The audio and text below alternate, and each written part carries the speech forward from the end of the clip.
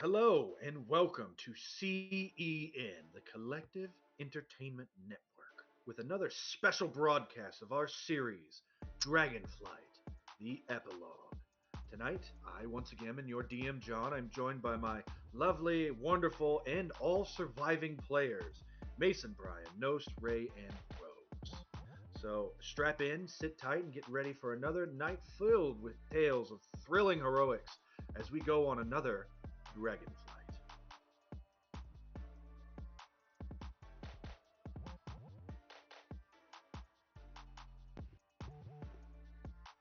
Ray, your mic's not working. I know. Your mouth movements are too small for me to read that.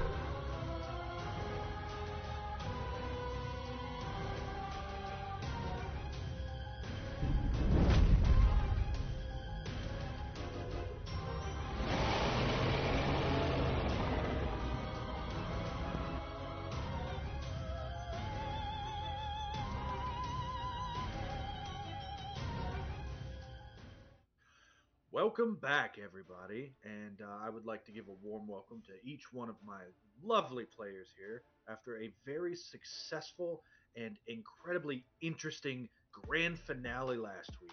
As sort of a change of pace, would either of you five like to describe what happened in last week's episode? Give a crack at it. Do we get bonus points if we do it in character?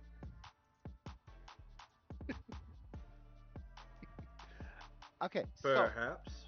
okay, so we found like the carriage that had like all the eggs in it, and it was really there was a lot of stuff going on, and I got like. But anyway, that was from a while back. So we were all back awake. I had a new best friend. I was gonna name her Tulip. But we needed to still find like where the rest of the eggs were. So me, Acanthus, went and flew off, and I left my new best friend Tulip with Eclipsia. So I flew off, and I found like this temple area that was near where this oak was.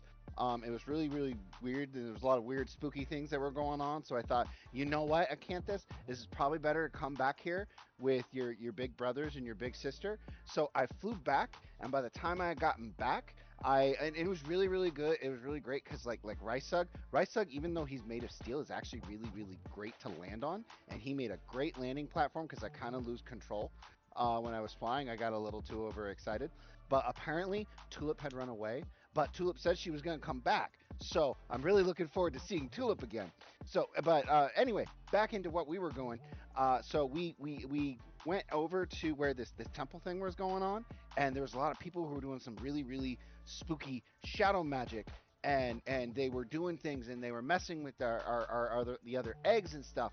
And there was this other really big, like really scary looking egg, and it had wings, and it was just kind of like, what's going on? So we made a plan, and I was my job, which I did really well, was to pick up eggs and to go fly them to safety over in this lake nearby, while everyone else, talked things out with all these other people who were there. Well, things didn't go as planned. Well, they sort of went as planned, but they didn't go as planned. And this really big two-headed dragon popped out of that really big, scary looking egg. He was real big. Yeah, he looked like that. And he had like two heads, and he was really big, and he shot like laser beams out of his mouth, and it was like it was just really really scary. But we were doing okay. We were helping taking care of eggs and stuff, and but he was just really really strong, and everything kind of turned red for me right after he killed Balor. Like he just vaporized Balor out of the sky, and I just got really really mad.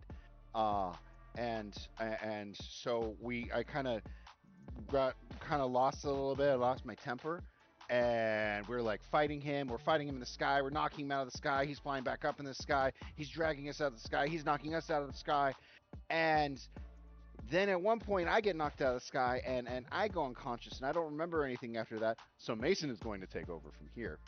Um, After Acanthus was knocked unconscious, the fighting still continued on. Acanthus was then obliterated, and then shortly after that, we lost Skog. We lost the cleric. But thankfully, through the midst of that combat, um, he was taking just continuous tick damage, continuous burn damage from fire breath from Eclipsia. And just as he was getting ready to make the final killing blow using his breath one more time to wipe out what was left, the fire damage got to him and knocked him out. And the remaining two were in mourning, but however, the ashes, the remains of all of their hatchmates suddenly swirled, and suddenly their hatchmates were there again after the Wan Ti priestess who had been leading this whole thing uh, called out a spell or a curse or something that was Hexia and Amphisbania. Amphisbana. Um, and somehow the three who had died were suddenly brought back to life, though unconscious, and we all just kind of went to sleep there while our Sentinel Knight kept watch. Very well done. Go ahead and take your inspiration. And that was Yay! probably one of the most cinematic battles I've ever been a part of. You guys did great.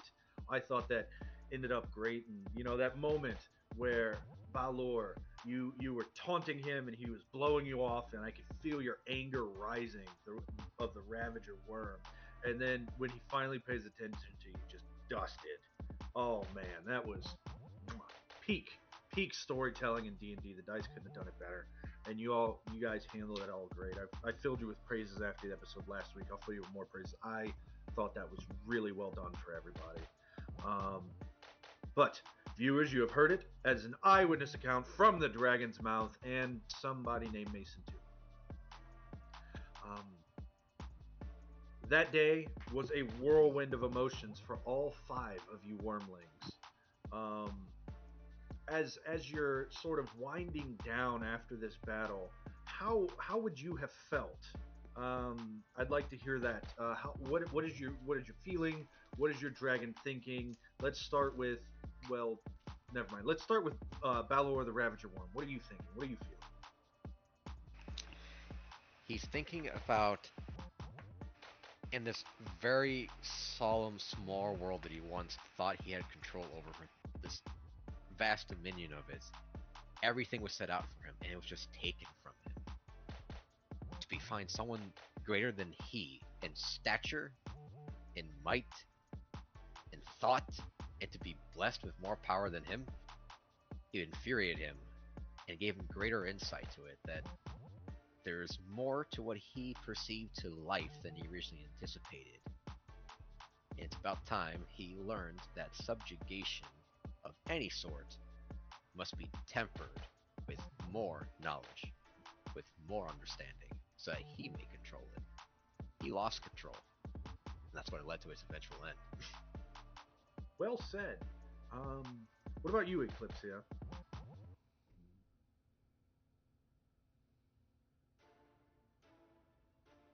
Gratuitous amounts of AoEs do wonders. Spoken like a true wizard, I guess.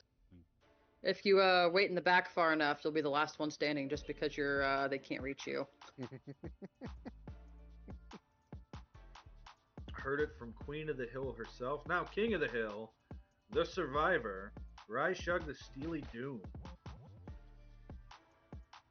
Well, he's glad that his hatchmates come back. He's always he feels a connection to them. Um, they are friends, family, peers in a way. But the thing that keeps ringing through his mind was, I don't want to. There's always a bigger dragon, and he always wants to be the bigger dragon.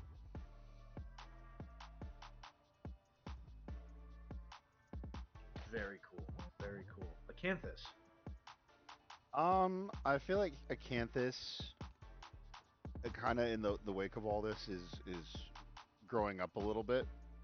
Like the way he is he's definitely the one who's a little bit closer to being more childlike than the rest of them. But I think he is realizing that adventure, even as a dragon, isn't necessarily something that is always going to be safe. You still can suffer losses, and to lose one of his hatchmates like he did, he doesn't know about the rest of them. But I think he's um, sobered up, and he's sort of kind of realizing that their death is something that is possible, even for a dragon, in the midst of these sorts of adventures.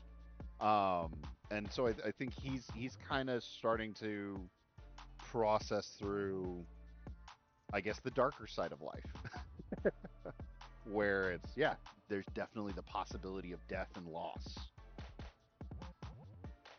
And while we wait to hear from Scope Doden, I think, Shaden, how is it that you felt about that battle? And the two heads are going to start arguing with each other, and they're going to say, I think that we should have gotten an appeal on the decision. I don't feel like that was a fair fight. And the other one says, yeah, who honestly shows up to a 5v1? V2, V1, V2, V1, V2, V1. Well, I just don't think that it was right. And I think that it was poor design. And the other one says, we can agree on that. I don't think that this went out the way that it should have gone, and the referee should be fired. Your referee got flicked off a rock and then died. All right. And then Skog Doden. What is Skog Doden thinking and feeling?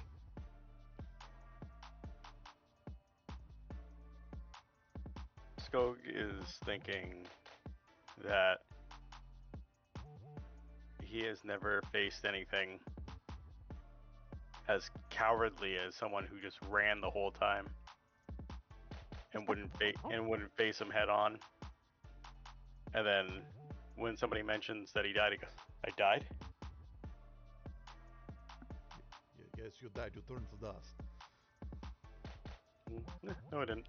And then just because she spoke so quickly, I didn't get a chance to flash it. There's Eclipsia.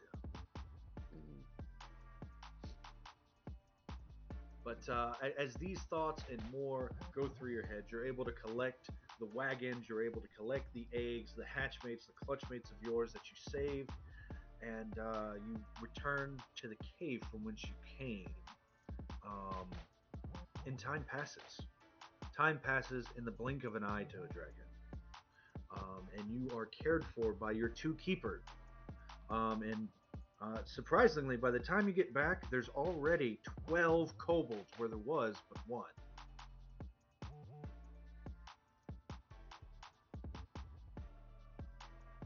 How? Swiftla says, we are but kobolds, master. It is what we do. Look, we also find these shiny gems for you. Ooh. However, the words weigh heavy on your heart. Hexia Amphisbana. What does that mean? What's going to happen? And over the coming days, weeks, months, you feel yourself, rather than growing stronger, staying the same.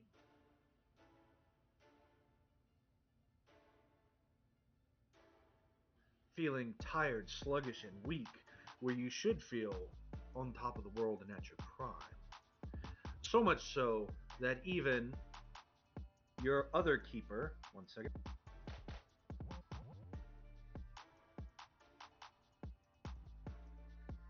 who decides to go by Timothy now and asks you to respect his life choices. Something is wrong with you, Master Dragons.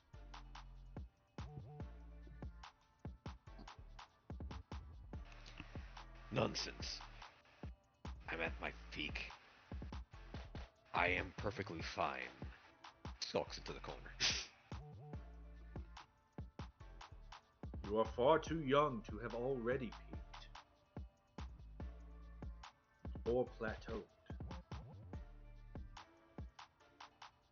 And then Svifla says, hold on, I have just a spell for this. I think, and Svifla looks around and says, if I may, Master, and approaches you bowing, Balor, with a pearl. And says some magic words and says, shit, that didn't work. What is this? I tried to identify you magically, identify it, but all it said was, this is a red dragon. It's no help. Why did I waste one of my precious spells known unidentify, when all I had to know was detect magic? This is ridiculous. And he very sadly turns to Eclipsia. Perhaps the arcane mistress would know the spell needed. Can I make an Arcana check on that?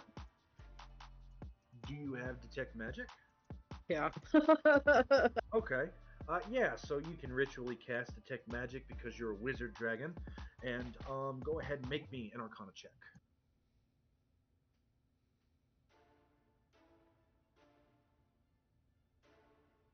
17. 17. Looking around at Balor, he is radiating extreme magic. And so is Acanthus. And so is Skogdoden. And so is Rysug. And so are you. Extreme magic. Um, of a blinding quality, stronger than any magical effect you can certainly conjure. Brighter even than the brightest star in the sky in the night. They radiate with this magic, and as you focus on it with your Arcana check, it is necromancy. It is death. You are going to die of death.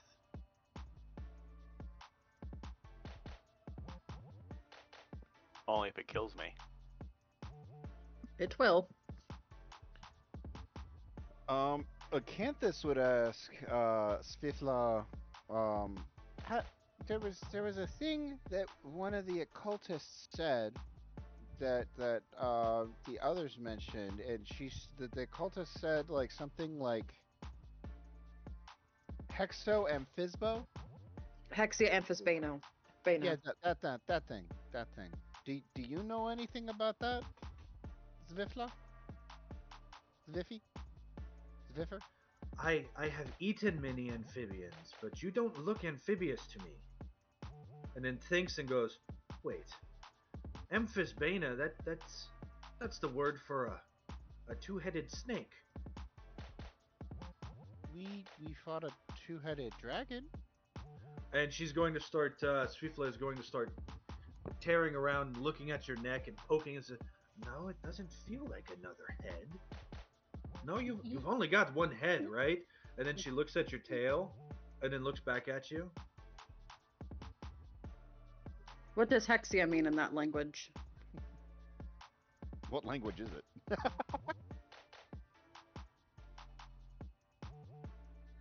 Could it just simply be translated as hex of the two-headed snake?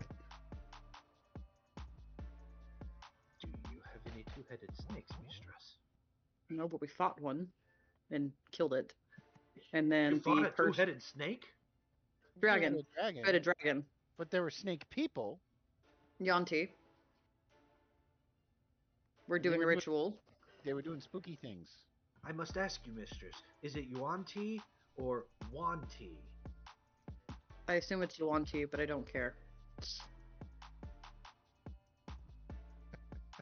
According Is to the it Jif or mispronunciation guide that Gif? they dropped. Yeah. You know, it's too bad Tulip never came back. Maybe she could have told us something about this. Wait a couple hours. That's what you said 3 days ago.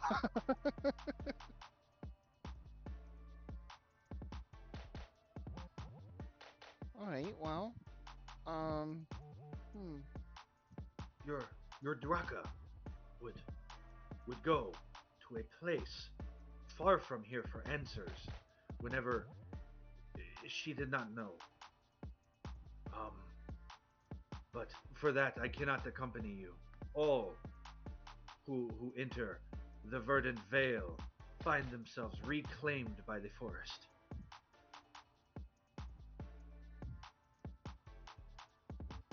Well,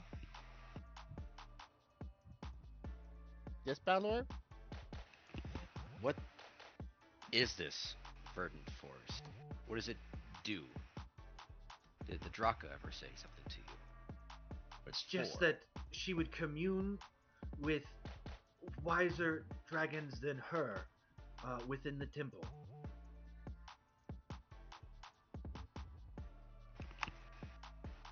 I need to speak with others. Master, if I could make this journey in your name and return alive, I would in a heartbeat while you Great, do lounged it. and were fed grapes. I, I don't think, I she can. Said that they can do it. Go ahead. Go do it. It no, would I be said more would efficient. that I could. I would Can die. can. She It'd said be if more she could. efficient for us to go anyway. If it was our Draka that went, we should be the ones to follow since she is not here. I don't think they would believe What if we have Svitfla aunts if and we uncles? went. We might have aunts and uncles. Acanthus is vibrating. The pollen starts to blossom and bloom out. The ground is gradually turning pink. Have any of the other eggs that we saved hatched yet? Yes, quite a few. Though all the dragons that were born are smaller than you. Well, especially smaller than two of you, but even smaller than you, they're all medium creatures when they're born. You are the only ones that were born large and then rapidly grew to the size of a house. Hmm. As if the potential within you, that potential I described so long ago, knew what was needed and sparked that power. Timothy, the roper, does like to, sort of wax poetic in his free time. The poetry is terrible because he's a roper. But every so often, there is a philosophical gem that he drops, and that would be one of them. Also, avoid the yellow snow. This place our Yellow Draka snow. went, do you know where in the Verdant Vale it is? I do not. So we must go to this verdant forest, find where heck it may be, and show ourselves to our cousins, aunts, uncles, and they will mock us for whatever indescribable curse that fell upon us. And he We hisses. could always kill them. We're bigger than them, probably. If a dragon older than us is weaker than us, maybe. Sviefla just sort of looks down and away and says, "You know better than us. Your wisdom is for the ages." I think we should go. We can leave Gladostax in charge. And because he's the next oldest after all of us, and he's really good at he can entertain all the other hatchlings. I think it'd be a good idea if we all go, and then we can figure out what's going on. He is And about the same size as Svifla. He's still a small creature. he's still the oldest. I mean, it's like, Oh yeah, but he's a small one. yeah. Um, he's also like the closest thing Acanthus feels like to having as a little brother. So Acanthus is like super like trying to be encouraging of him. It's a bit counterintuitive because even though he's the smallest, he's smaller even than the new hatchlings. He's very strong. Hmm. But yeah, no, Acanthus is just goes on. I think we should be the ones to go do this. Plus, we're the ones with the problem, and then that way they can look at all of us, and we get to meet our aunts and uncles and possible cousins, and we get to meet other dragons.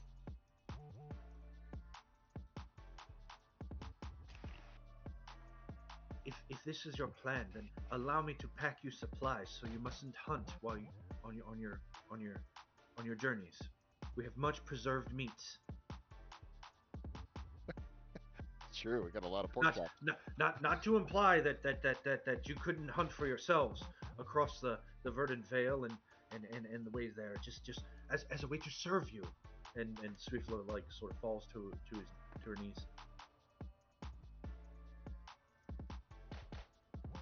I, be- I think that works. I feel this is a good idea. We should venture out. Swiftler sort of flexes her wings, and she says, "You heard him. Get to work, you lazy bums!" and throws a rock at one of the other kobolds, and they all scatter. Over the course of this month, your 12 kobolds are closer to about 200 now. Do they literally just pop up out of the ground? Well, every day when you wake up, there's more have just showed up. You see them walk in through the front door, begging to serve the dragonflight. Okay. So apparently we have ads out. I guess. Streetsmo has been flying around putting up ads. Do you serve a dragon? Do you want to? Do you want purpose in life? Hot dragons in your area. Click now. Oh Like my. picture of like Balor for whatever reason on the roof of a Corvette. Shows Whatever that Acanthus is. and going, "It's shocking."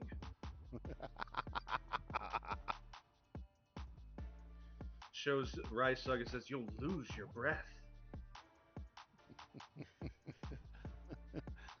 Skog Doden, and I'll it'll kill you breathe new life into you. Yeah, right.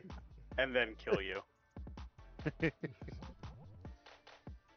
So let us go. Let us. Burning with desire all day. A lot of bards show up, but they keep getting shooed away. No, this isn't that kind of game. Go away. We're not those kinds of dragons.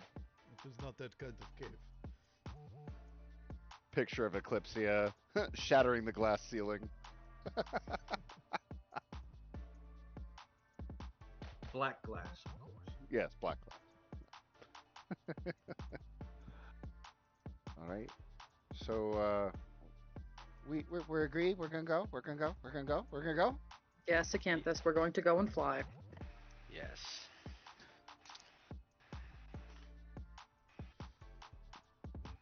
Um, before we leave, Acanthus, who I'm assuming has probably a really good connection, like with the violet fungus, um, That has has also been multiplied. yeah has been working with the violet fungus and presents Sfifla with a carnation flower crown as a thank you for all of her hard work. Um, but because Acanthus doesn't have like the fine tuned like nimble fingers for it. It's he's been teaching the violet fungus how to make flower crowns. Well, I'll say over the course of this month, the violet fungus has actually called forth from that crack in the wall these little mushroom people Ooh, who tend to you that's cool. I like it. eagerly. Um, but it's myoconids to supplement your growing group of kobold and troglodyte servants, as well as the one roper who hangs out. Okay. Timothy. It's Timothy now. The pattern is about every full moon or so, they'll change their name. Timothy, Paula, Amon. I Susan. think once was Ben. I think the first one was Ben. But about every full moon, just sort of washes it all away and starts over. It's great. I shed the identity like one would shed scales and face the world born anew. Also, my credit's really bad, so I need the extra for applications. This is really just fraudulent activity. I told you to diversify and not to cash in that Roth IRA. That's how we're affording all these new employees. New credits. I New took a credits. gamble on Dogecoin, and it was a bad bet. Told you Bitcoin was going places. Oh, but I listened to Rysog. All right. You need to invest in property, real assets people want. Real estate never goes bad. Why do I know this? Told you to stay away from the NFTs.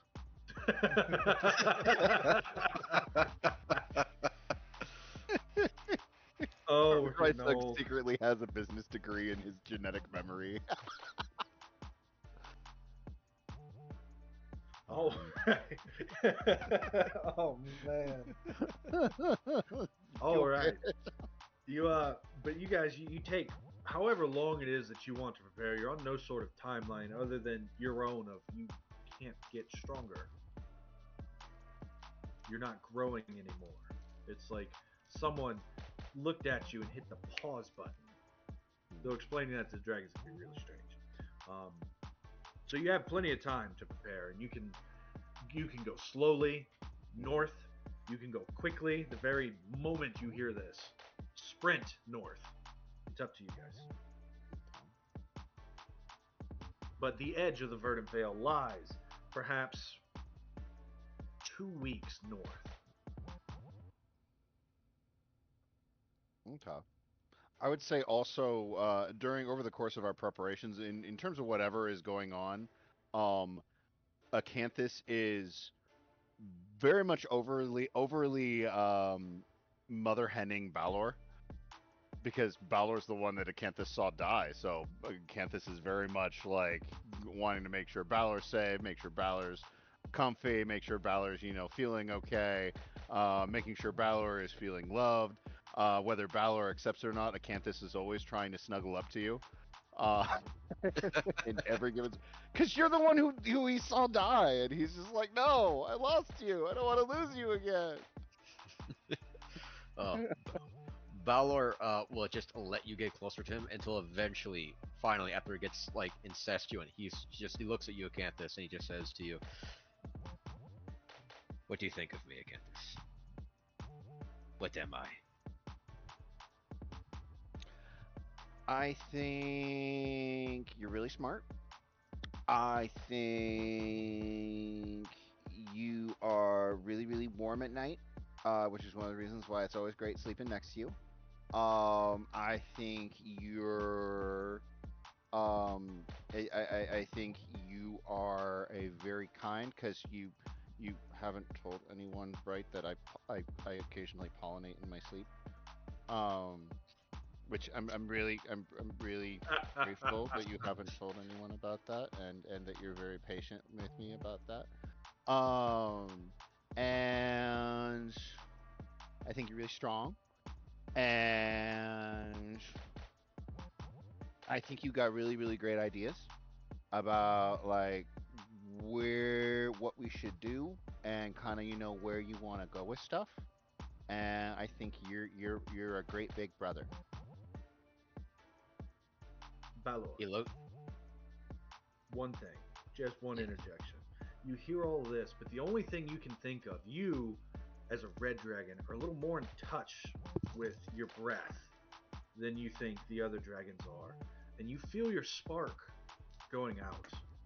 Um, it takes you 2 rolls to recharge your breath instead of one, Oh wow. mechanically. But roleplay wise, you feel that spark waning. Upon you saying that he's strong and saying that you that he feels like he's a big brother, he sort of like looks at you, his eyes narrow, and it becomes a lot more serpent-like. And he flicks his tongue, and there's just flame gushing out from his mouth, just like it's less prevalent, a lot less than usual. And he just states in a very angry voice, "I am strong. I am far better than I was before. I want you to understand, Acanthus. I care for you as a brother. But a dragon's strength is what matters the most. It must be tested. It must always be better. It must control everything. I cannot stand, nor will I ever accept second place." Can I be second place?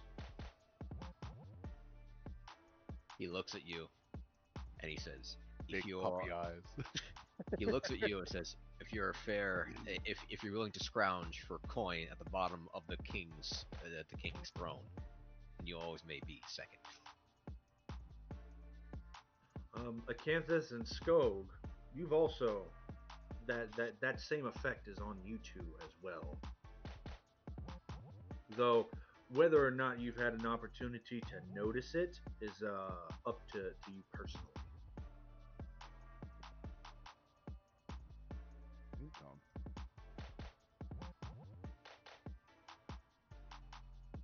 Okay. I don't think I would have really noticed.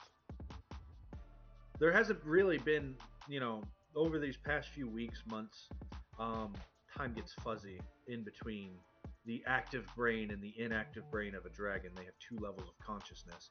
Time gets real fuzzy in the inactive periods. Um, but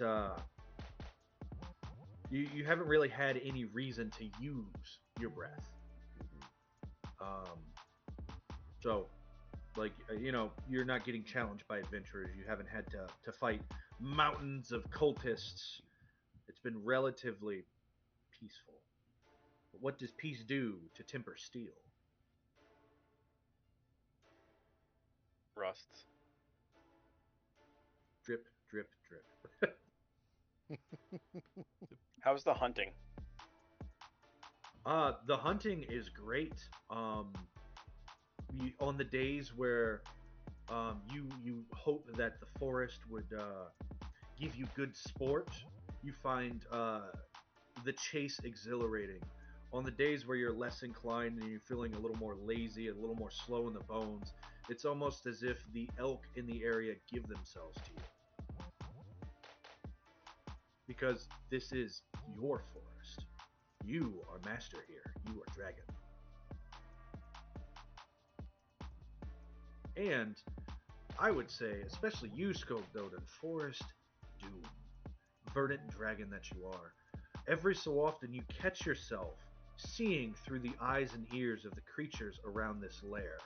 Almost like a regional effect is starting to take place. Hmm. But it's not something you can rely on. It's not something you can control. It happens. You'll blink, and when you go to blink, instead of seeing the darkness of a blink, you'll see, you'll see a bird's eye view of the area. And then, you'll go to close your eyes because Acanthus just will not stop asking you questions. And when you do, you see fish swimming up a stream while you swipe down with giant hairy claws. I feel like I'm probably invisible a lot. When you hear a campus coming. Skulk! Oh shit.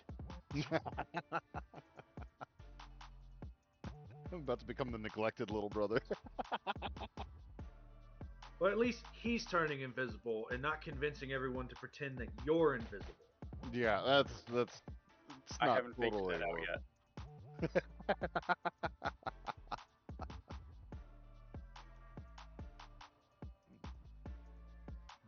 passes. Is there anything in particular, any conversations you'd like to have among yourselves, or with Timothy, or Svifla, or any of the other kobolds, troglodytes, anything, your siblings, before you guys pack up and head on? I would like to ask Svifla what she knows of the outside world, since we're going to be traveling more in it, besides the Yonti, since we don't know much about it. Well, the humans know their place beneath your mighty claws, even though sometimes they forget it and they stand up with their pointy spikes. That time is few and far between. Um, we are far away. No, she did not. Your Draka used the dragon song to communicate things. So no journal. I was just thinking like it would be a great idea if she had like journals just laying around. But yeah. Unfortunately, there's no written works in this cave, besides the ones that are being started by your resident arcanist, who has a penchant for writing and collecting things. But Svifla says, we are far away from the mortal races, and they find themselves down the coastline. The Verdant Vale is on the other side of the mountain range to the north, and stretches as far as my eyes could see. I was told I've never been. We don't do, we kobolds don't do well outside in the sign. The sign burns, so we must remain underground in Sun. Kotsheim. Sun. Oh, that. I just would hate to tan.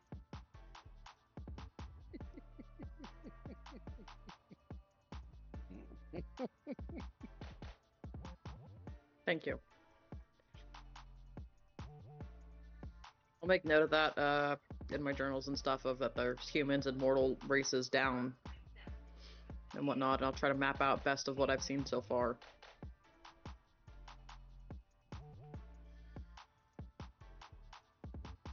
She also says that she knows that um, she was told by her forebears that the Draka was part of the Great Council, um, but they met very infrequently. And the last time it was met, it was Svifla's grandparents as the tenders of this area. So you can take that timeline as you will, considering it came from a kobold. Great Council.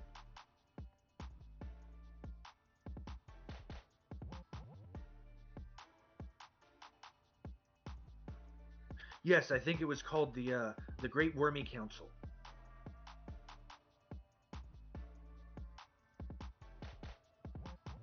And Timothy says, "No, no, the Council of Worms." Timothy, what do you know about the Council of Worms? They meet every 8 years.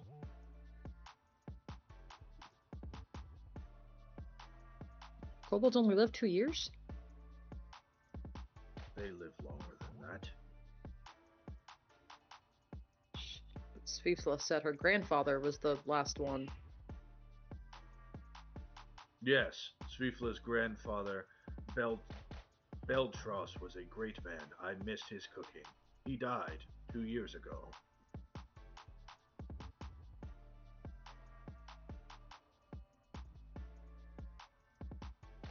Svifla is 8 months old.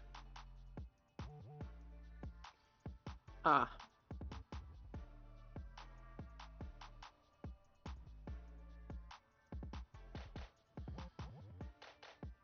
It is a meeting of all great and powerful dragons once you earn your place, or petition to be heard. What did petition mean? Demand that they would listen. Oh, okay. Canthus is just hiding around the corner. Do you know how Draka would contact the council, or how she would find out of where they meet. No, I am but a humble roper who hunts vermin and keeps your cave clean. I appreciate it. I'll make a note of that, and that's all I'm gonna do for now until I can look into the Council of Worms more. You notice that he tends to hang out really close to the larder. And Skog, I would say, since you're invisible most of the time, he waits for someone to leave the door, and he just sort of sneaks one of his hands in, and he takes like a big chunk of food. He's very much a glutton.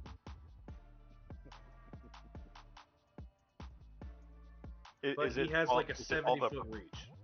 is it all like the prepared food? Yeah. Yeah, I don't care. I don't.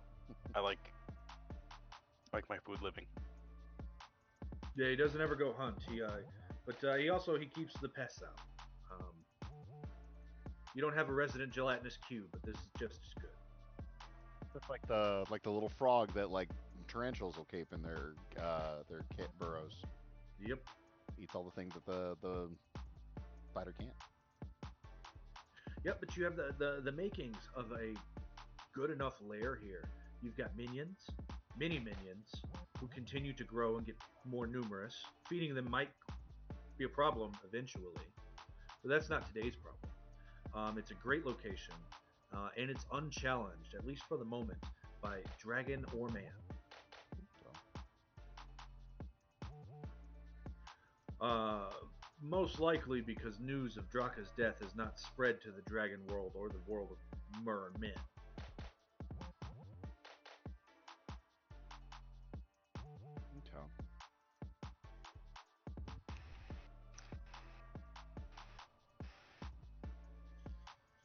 Yes, Nost? I'm thinking about something. Balor will go up to Sleetha and ask a question. Sleetha, what exactly does Council of Worms? Did Draka bring anything to them, or did she just come on her own? Often she brought tribute. Um, and you hear this on a mix between Timothy and Svifla, but they'll say that often she brought tribute and did not return with it to the Council of Worms. Um, and she would go there when she had answers or verses of the song that she could not decipher. She often spoke of the prophecy, though that is the only of details she ever heard. Okay. Very Like, tight-lipped about it and got really nasty if ever questioned about it. all right. Because after all, who are we to question what her decisions and what she does? We are but humble servants, happy to live in your shadows and bask in the warmth of your fires. And Svifla sort of scoots a little closer to you. I just sort of like recognize that little detail, and I just sort of say, and I just say to her, what the Draka brought.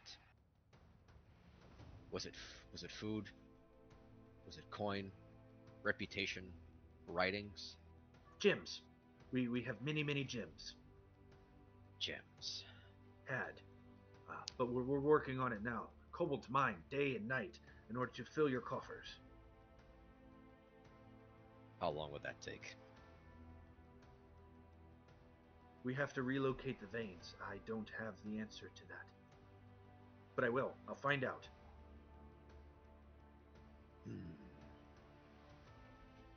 He just looks outside for a second. Can the Are there any- myconids search for veins? They're not Sure. necessarily confined to a strict physical form, and their spores are might be. They're very physical. They're little tiny mushroom people like Toad. I mean, like they're not strictly stuck in a one specific form necessarily. If I remember correctly, or I might be thinking of something else. But regardless, if they might have a greater familiarity with some of the areas that the kobolds can't necessarily reach. They're all working together to Okay. do this. The Mayakinids have this wonderful ability. You quite enjoy it a lot. They blow out these spores, they're communication spores, and they make everybody around them telepathic for like 3 hours per dose, I think. Oh, okay. And they also have distress spores, where if one's in trouble, it releases the distress spores. It alerts all of its allies connected by the telepathy within like 300 feet, and every Myakinid automatically releases those spores. So if there's any danger or anything to any one of that colony, because you have the beginnings of a Myakinid colony, all of them are aware of it almost immediately. Okay. That's cool. I like that. That's awesome. But when the kobolds go through the troglodyte tunnels into the deep dark, as they call it, um, they do not. They're not able to. The Myakinids distress spores are how they know whenever they get in trouble and how they come back um, so quickly, as well as trying to map out and find where the veins of ore are. Unfortunately, all the higher up kobolds were murdered. All the ones Okay. who knew their Knew what the their games where are. things were and how to explore those deeper dark tunnels were brutally murdered by giants. The communication spore stuff, does that have a specific expiration date, or is that something, say, that we could get a supply of, take with us, and we can still stay in communication with each other, or potentially even the actual It only um, works for about 3 hours. 3 hours? But If like, you take a okay, Mayakinid with you, he can do that all day as much as he wants. okay, well, that might But actually be might be a good idea to take one with us. Uh, though it might die if we go into the woods. I look at Sko because I don't know. Oh, he might eat it. You what? Skog doesn't put mushrooms on his pizza. No, no, It might be an accident. I don't like mushrooms. About They don't work. how small do they typically end up being, and still be able to do this spore, this communication spore? The Mayakinids? Yeah. Oh, they're all halfling sized. Okay. Look, there's one Yeah. hanging around Eclipse's neck right now. We could probably take one with us then, and we can have it where it just stays on me the entire time. It would blend in. Yeah. It could stay amongst the flowers and hold on there, and use it to just be able to stay in communication with each other for 3 hours at a time. And hope that it doesn't fall off as it hangs on for its dear life as you take off at Mach 2. That's true. It could ride with Can me. we get a saddle? You want to be saddled? No, just no, not yet. No, he's too young. Not yet. Uh, we could, yeah, we could probably try and put it on either Rysug or on Skog. Have him just coming along with us to help us stay in communication with each other over distance. Thoughts? I can already do that without risking one of our servants. Yeah, but that's isn't that one person at a time? We can't see Skog half the time. He's invisible. And All right, if we feel like we don't need it, we can hold off on it for now. She's you don't need to talking. see me talking. Eclipse is talking to Acanthus about this, and then Skog just pops up right behind and goes, and? It's hard to communicate with you when you're invisible. It would give up your location. But yeah, but if we use these spores, if we use a myconid, if we use mics, we'd be okay. We can communicate over huge distances if we use mics.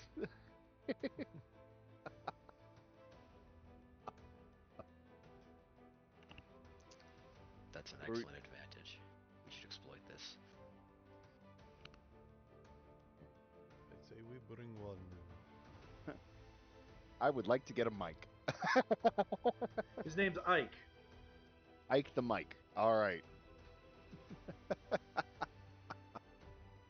Ike can, I don't know, stick with me unless I need to go Mach 5 and otherwise we can plop him over under Rysug where he's not having to dodge trees that Skog is walking through.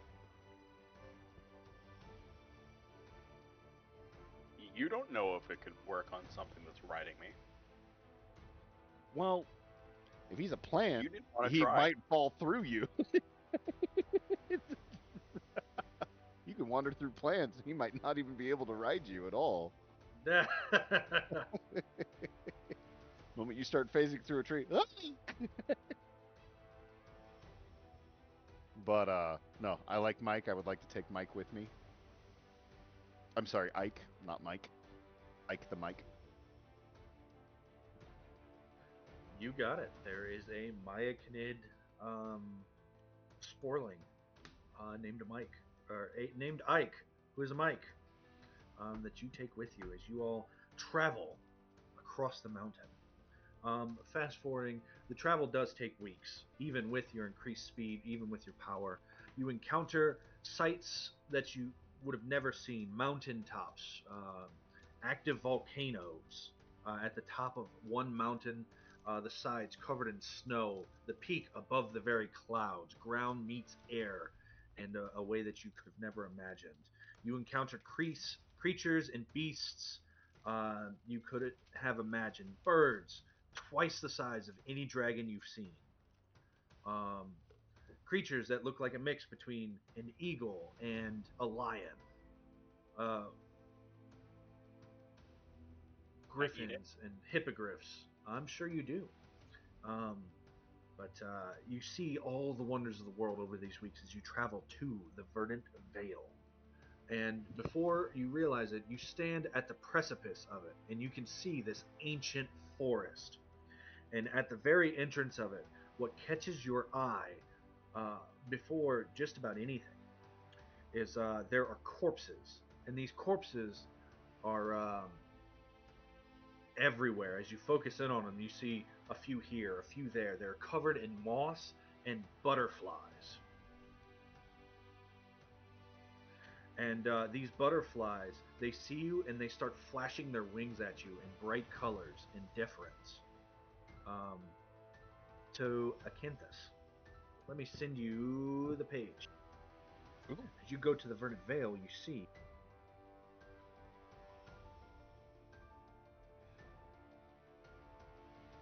as you approach the threshold of the Verdant Vale, the world seems to hold its breath. Before you lies a forest shrouded in mist, ancient trees standing like silent sentinels guarding secrets of a bygone era. The air is thick with magic, the kind that whispers of old forgotten powers and legends woven into the very fabric of the ground you tread. Light seems to dance within this fog, leading deeper into the heart of this forest, beckoning you to uncover the mysteries that lie beyond.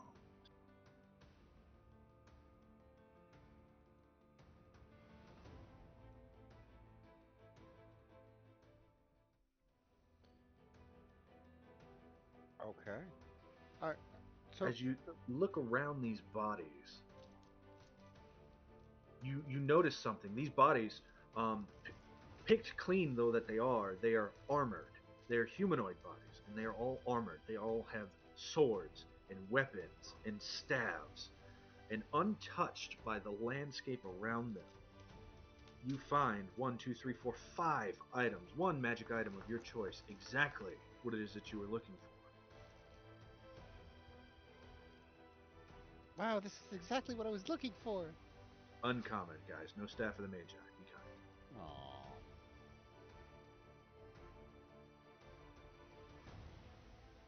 But something for us we should choose right now, or something we can say for whenever we come back to this, or Yeah. okay. Whenever the time comes and it's, oh, remember that magic item? Well, I had picked up a drift globe. Okay, you have a drift globe. Right? Just keep it in your back pocket. It's whatever you need. Gotcha. Gotcha. If there's something you want to say, it is. But much like quantum physics, once you declare what it is, it's that. Until then, it's either that or something else. It's Schrodinger's magic item, you know. Mm-hmm. Everything it can be or could be. It's potential. Okay, noted. but you are at the precipice of this thick forest, and you can tell a distinct difference between the mountain, sort of rocky hills at the base of the north end of the mountain, and the old, thick trees that even you would have trouble felling. And then there's these butterflies. And you said they seemed responsive to me.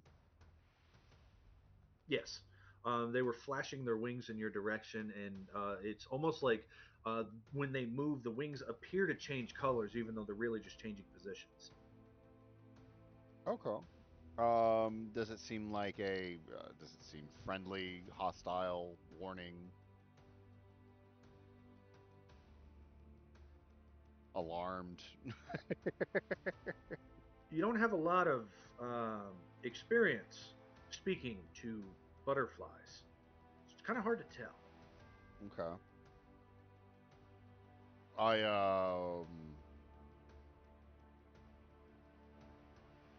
I don't know. What do you guys think we should do? Like the butterflies. They're really pretty. But what do you think we should do? Should I say hi? Eat Should I them. say hi?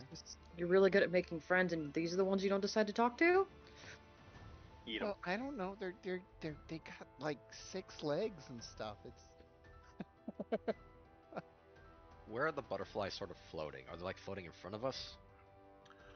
So like right inside of this tree line, you see these moss-covered skeletons and bodies and corpses that line sort of everywhere within this veil. It seems like humanoids don't make it very far in this forest, and these butterflies are covering all of these corpses. I ate one. eat a butterfly. Yeah. You run up and you pounce and grab.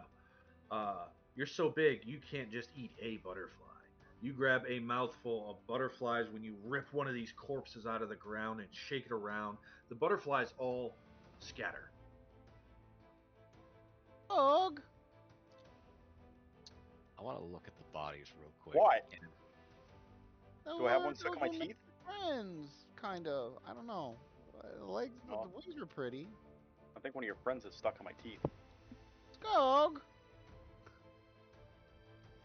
Eclipsia. Nope. Helmet. Helmet. Helmet. Skogate, my friend, for the very first time ever. Skogate, someone who might have been my friend. But what were you going to ask, Nost? I want to investigate the cause of death real quick. Is there anything peculiar about these skeletal bodies that seem peculiar? Are there like roots going to their mouths? Is there like something glowing or growing on them? Is there like any Well, fish on the they are bones? covered in this moss that's sort of Okay. overtaken the skeletons. Okay. But go ahead and give me either a medicine or investigation. Your choice as to which. They overdosed on Dragon's Bane. Let's see.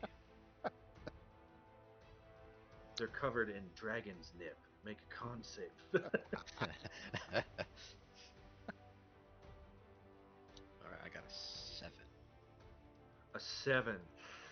They are long deteriorated. There's really no way. They are just covered in these corpses, or covered in this moss, and there seems to be no sort of meat, no sort of nutritional anything other than the calcium of their bones left. It's definitely like the forest retook these bodies very rapidly once whatever it was killed them had killed them. Hmm.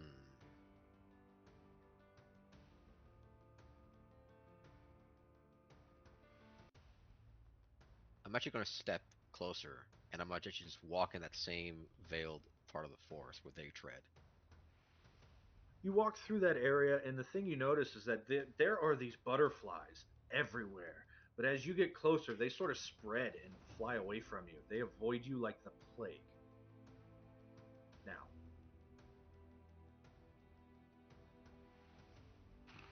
Okay.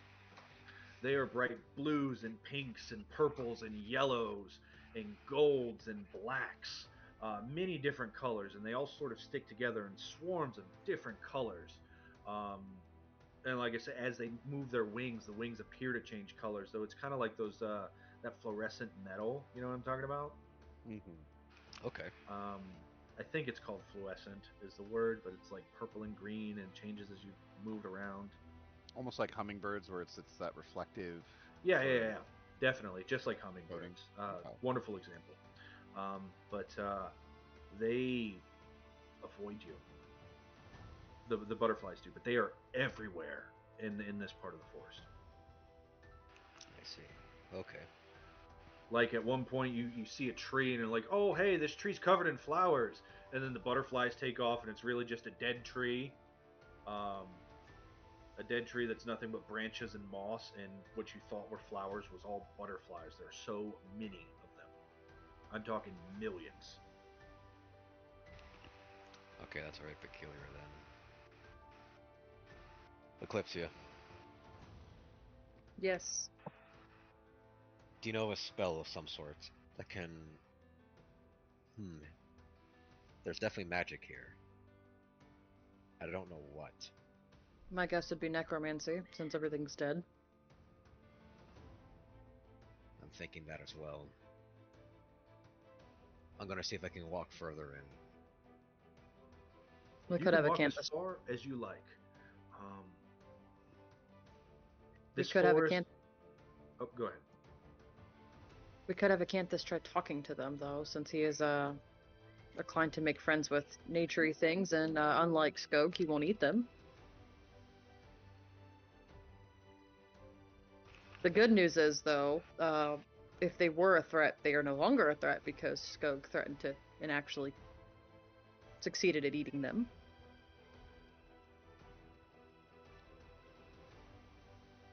So they're intelligent enough to understand threats. So they're not completely mindless, at least. Would it be possible these are simply just guardians? Notice the skeletons of the fallen humans are everywhere but in the forest. Centuries. Whatever lives here, these might be akin to their kobolds, like we have at home. I may have eaten a kobold.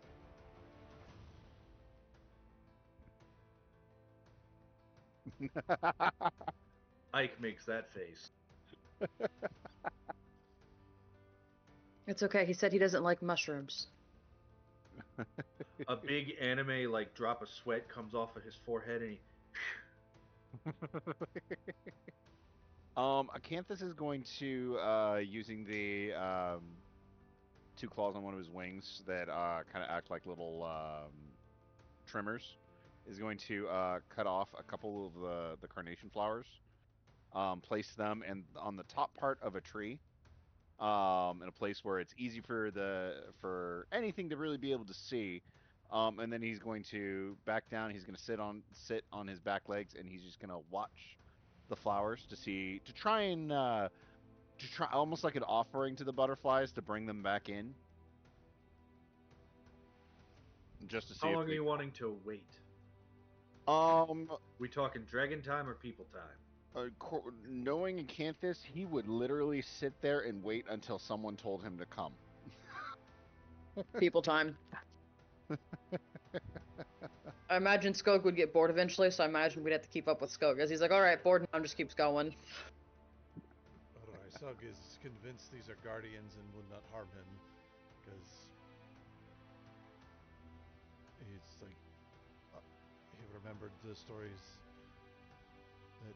that others went in and they would die. Our little kobold servant, whatever its name was, would die into the forest. Draka went to the forest. I will go to the forest.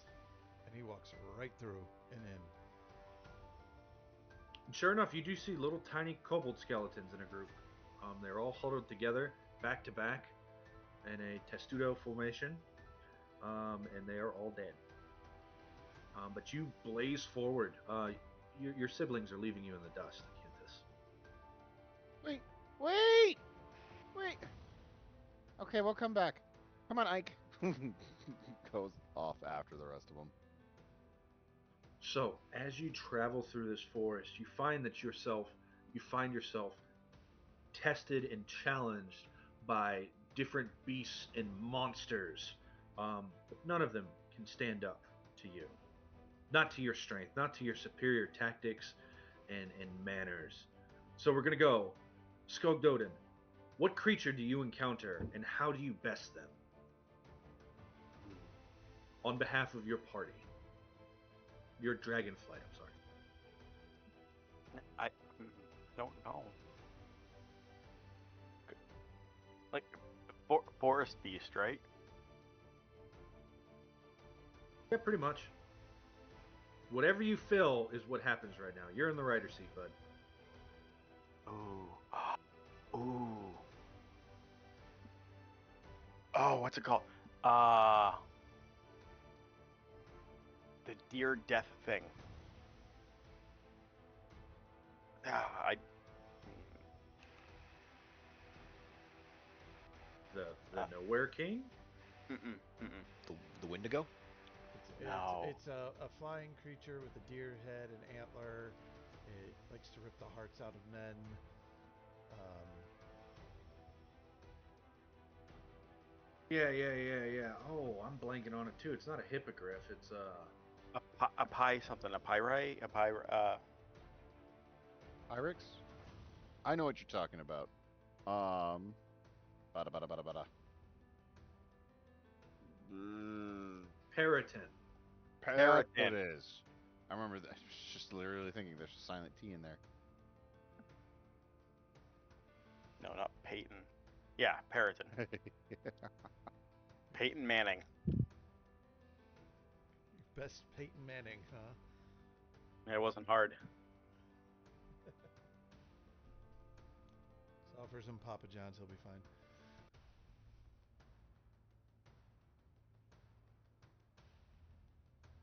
So tell me about this Periton. What happens? Is it one? Is it many?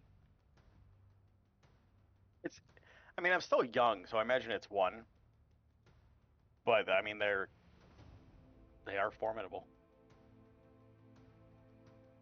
And how do you overcome this Periton?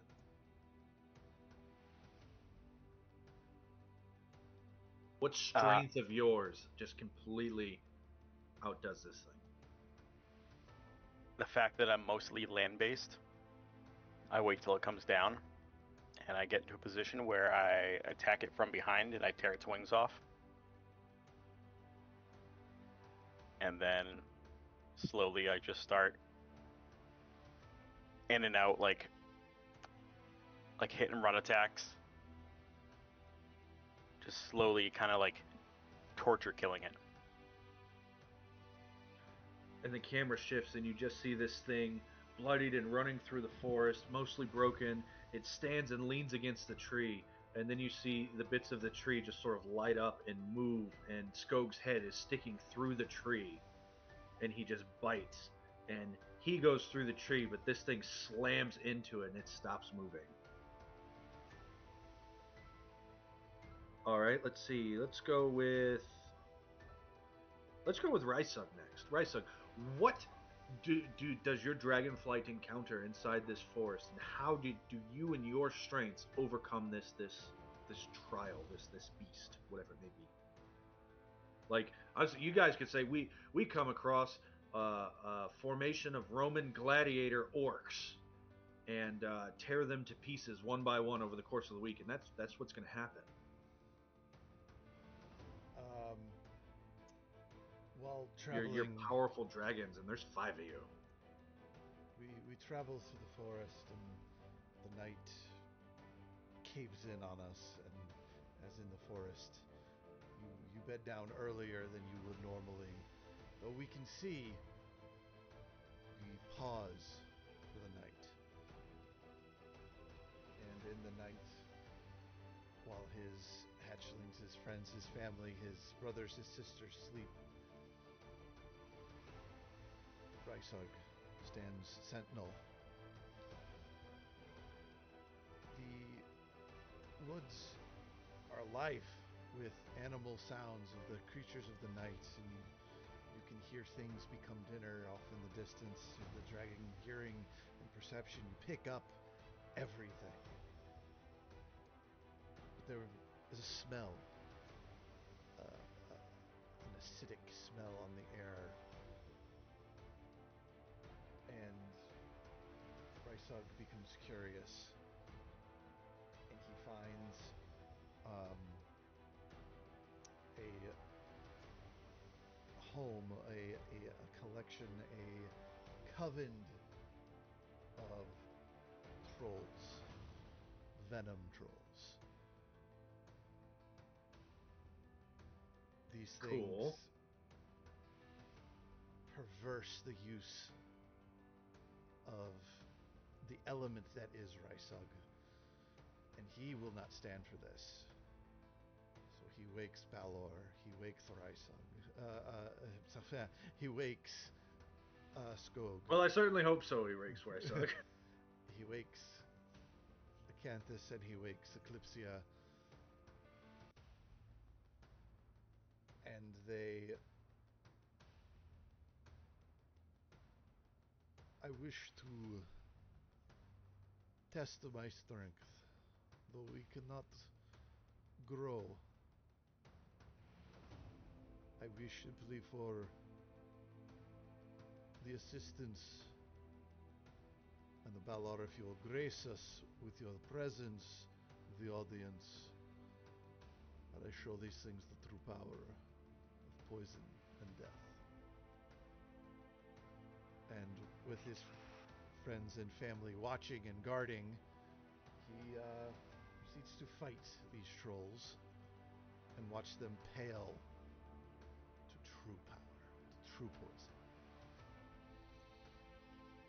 They've never tasted venom before, but you watch as they die gasping and choking, their veins turning black from elemental poison, true poison taken from in between the worlds, generated by a master, a creature who is poison and just is not a creature that can be poisonous.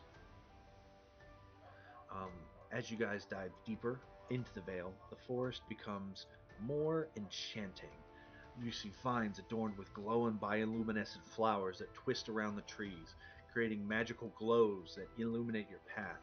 There are small sparkling streams that wind their way through the undergrowth, their waters clear and cool, begging for you to drink, almost singing. The sound of water trickling over stones is soothing, a melody that blends with the songs of birds.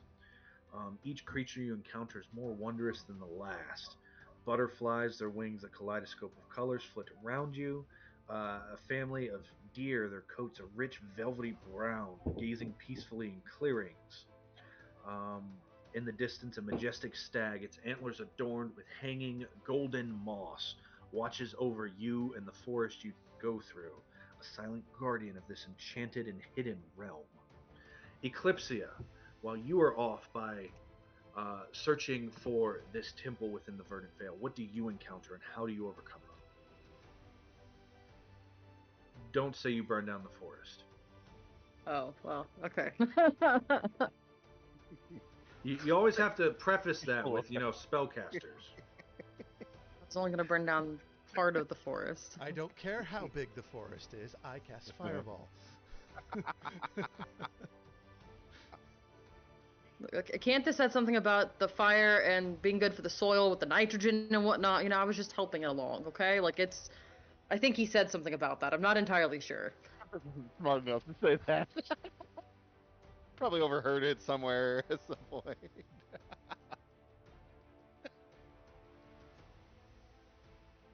No, I want it to be a little, what is it? No, not the red caps. Is it the red caps? Yeah, the red caps riding, little, wolves or something.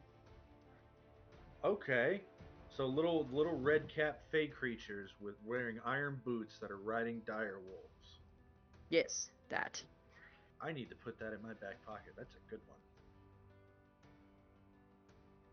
I couldn't remember high level blink dogs were, but I thought blink dogs would be fun too. But I don't know. Blink dogs are fine. You're dragons. Okay, then yeah, blink dogs. Blink dogs is my original idea. And since I can't burn down the forest, I would probably use You sound so disappointed. very, very disheartened. As imagine like Eclipsia's first thing would be to start charging her breath weapon, and the Canthus is like, "No, you can't do that. You'll hurt the plants." And so it's fine. And so I imagine she would have to begrudgingly use. Uh, she would probably use a Canthus, get a oh gosh, get an idea from a Canthus and use Wither and Bloom to uh take the magic and the essence from them and heal us and those around us as I just wither them back into the ecosystem. You notice, particularly when you cast that spell in this place, it is maximized and hits one level harder than normal.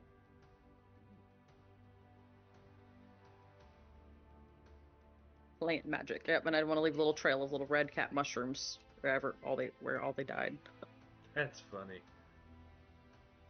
You do so.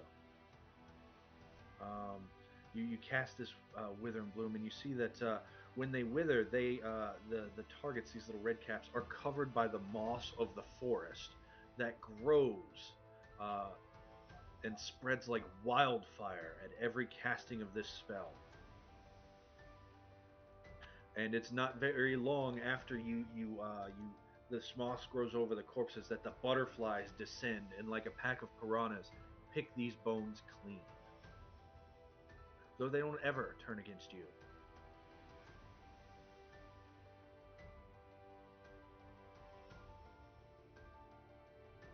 All right, next up, let's go ahead and go with Acanthus. While you're searching around and through and probably above this forest, searching for this temple, what do you encounter and how do you best it for your dragonflight? Acanthus, while probably in flight, looking back to his group, will see what almost like a group of spirits of ghosts that almost seem to be descending upon the rest of his companions. But anyone who actually would make a Arcana check would probably realize that these are creatures that are called Billises. They're a type of actually an elemental that often gets mistaken for ghosts. There's sort of like ethereal wind-like creatures, and these things are just descending down onto the dragons. Tons of these things, numerous of these things.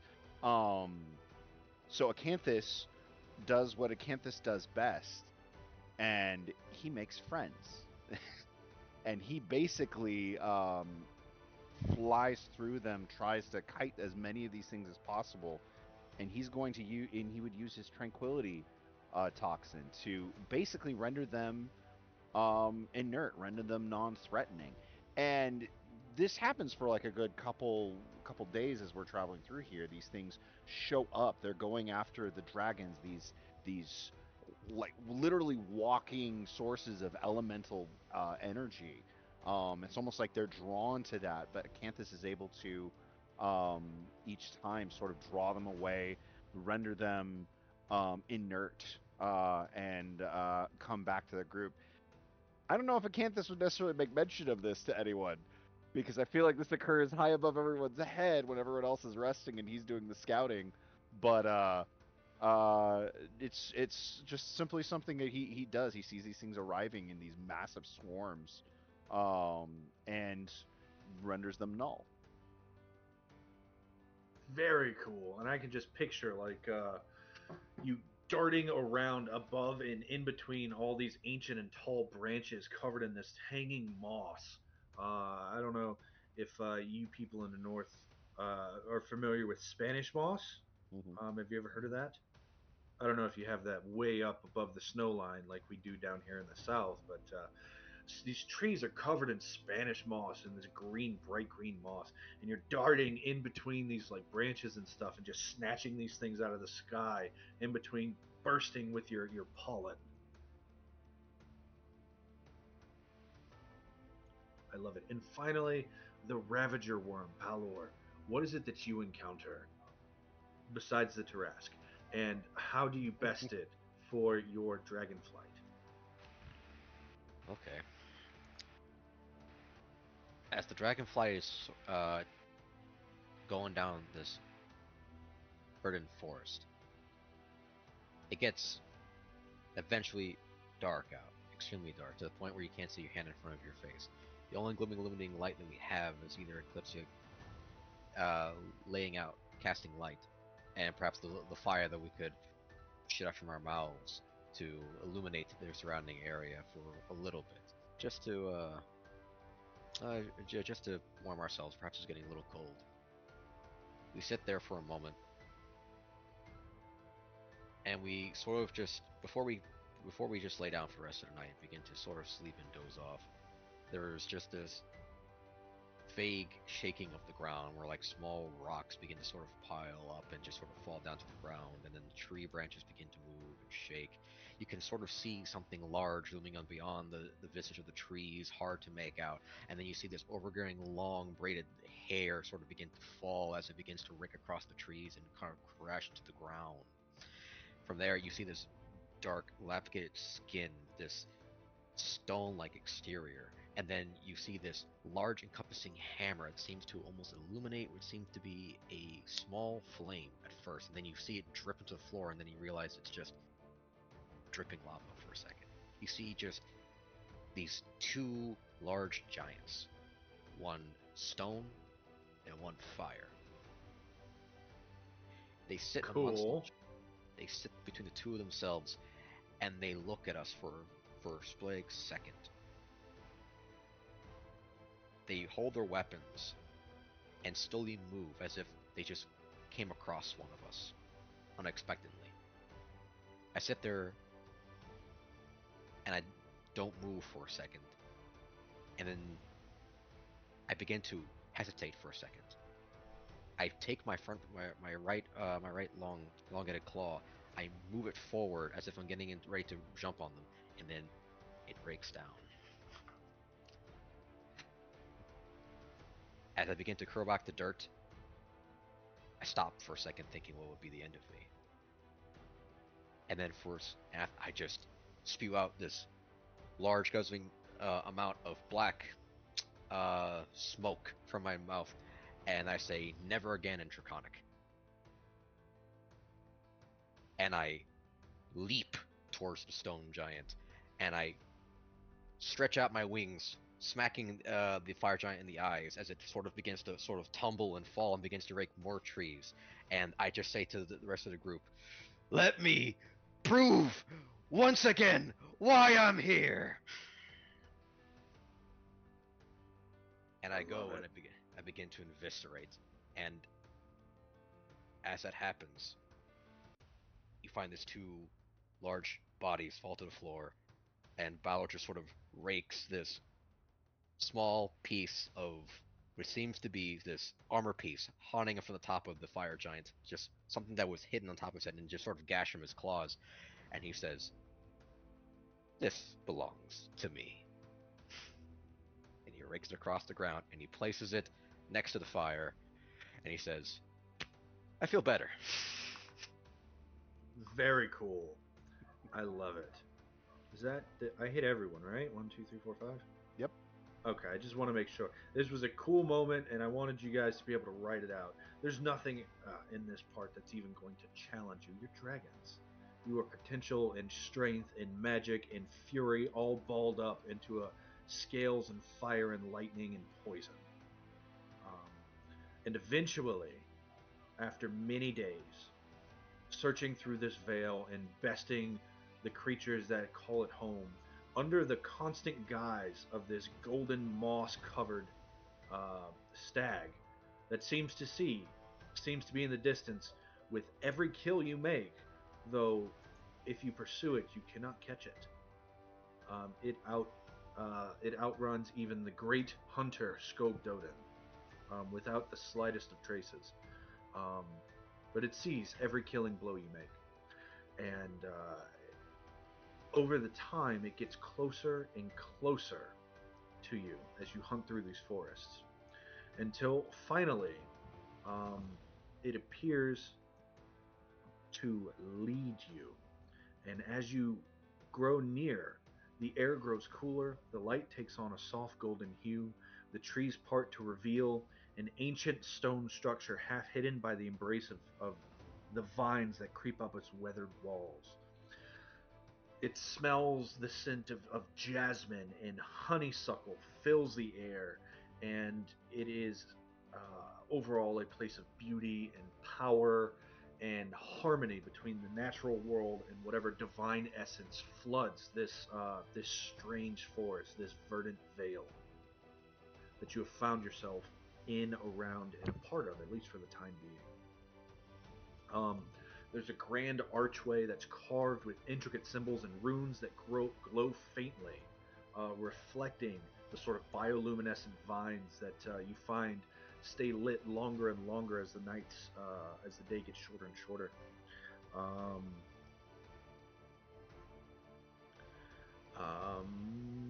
the surface is etched with ancient draconic runes that shimmer faintly. I said that. Twisted roots and vines encircle the base of the archway, and from it emerges a giant, twisted, and gnarled tree. Its bark dark, its branches heavy with withered leaves. Um, you see. One second. As a face forms and a beard opens and speaks as the eyes glow. Um, its eyes glow with an eerie green light that fix upon you with suspicion and ancient weariness.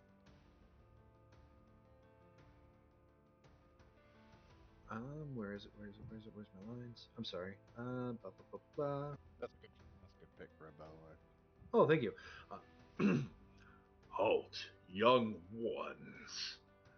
This sanctuary has stood for millennia, protected by the ancient guardians. Who dares to tread upon this most sacred of ground? Hi, I'm Acanthus. I, Do you want to be I, friends? I do. No, oh, no, I don't want to be friends. No. Speak and state your purpose, young ones. The sanctuary of the Verdant Vale does not welcome trespassers.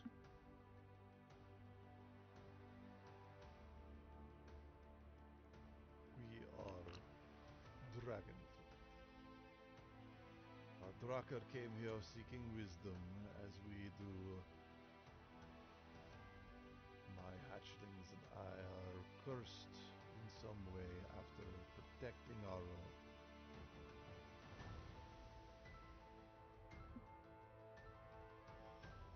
We seek the wisdom our mother sought.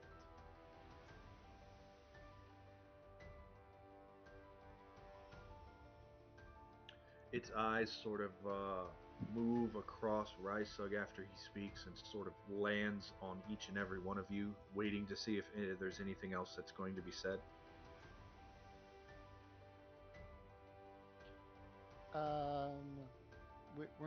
We're not growing like we're supposed to, so we need to talk to our aunts and uncles and cousins and see if anyone else has an idea about what might be going on, sir. Can I call you sir?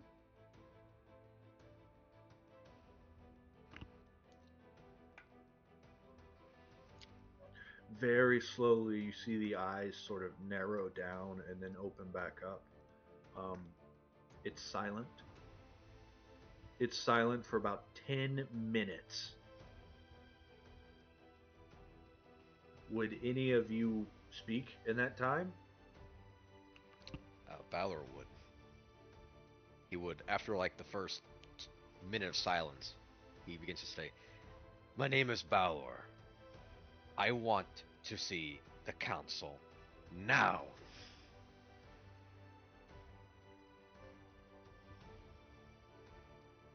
I think I know why it's been a millennia.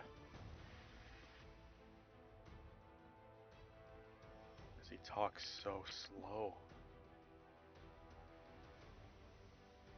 Can we go now? Give us an answer, you incestuous tree. We did not come all this way for nothing. Words are easily spoken, but intentions are not so easily discerned. What proof do you offer of your worthiness and your noble cause?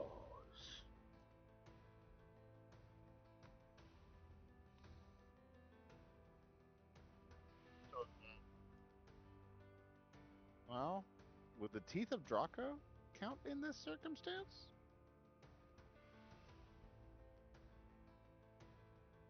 I dropped the skull of the Periton.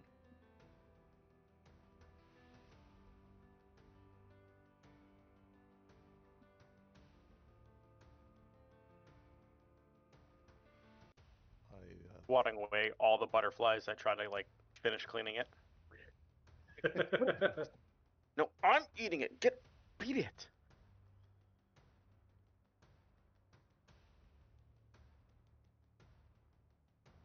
The treants, the elder's eyes, deep pools of ancient wisdom, fix upon you, judging your worthiness to pass through this most sacred gateway. From the shadows of the towering tree, its bark and branch twisted and gnarled with the weight of centuries, wait with suspicion and ancient wisdom. So it's prove our worthiness of being able to be granted entry and sincerity of our cause. Yep, he said, words are easily spoken, but intentions are not so easily discerned. What proof do you offer of your worthiness and your noble cause? Um. So he showed the skull. Acanthus. I don't know if there would be anything left from any of the Billiths, but I guess a branch or something that had gotten charged with elemental energy in the midst of the fight from all the Billiths and Acanthus's own fighting in the upper trees. Um, Acanthus would present that as proof of his victory. Um,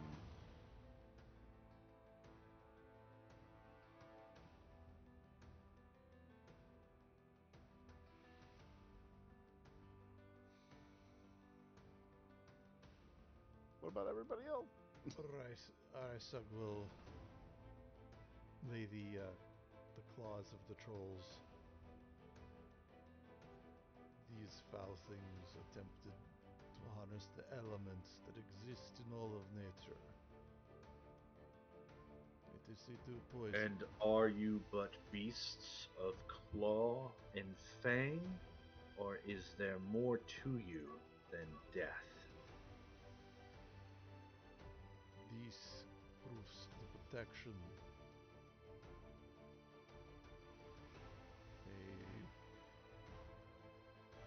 They rotted your verdant forest. Us dragons are born of elemental power,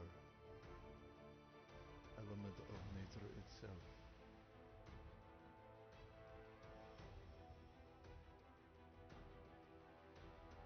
John, I would leave this up to you. I would.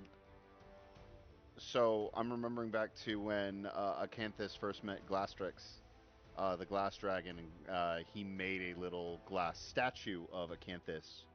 Um, Now, Acanthus initially said that he wanted that to be put onto his hoard. Could I arguably have brought that with, maybe as a Oh yeah. Acanthus thinking of bringing it? Okay, Acanthus will then have Ike grab that from, I don't know, Acanthus's travel pack. Yeah, you don't have hands, you just have wings. Yeah, I have Ike. And we'll have that placed down as proof of Acanthus being a caretaker for his hatchling brood. Okay. Eclipsia, you look like you're putting something together. Is there anything you'd like to?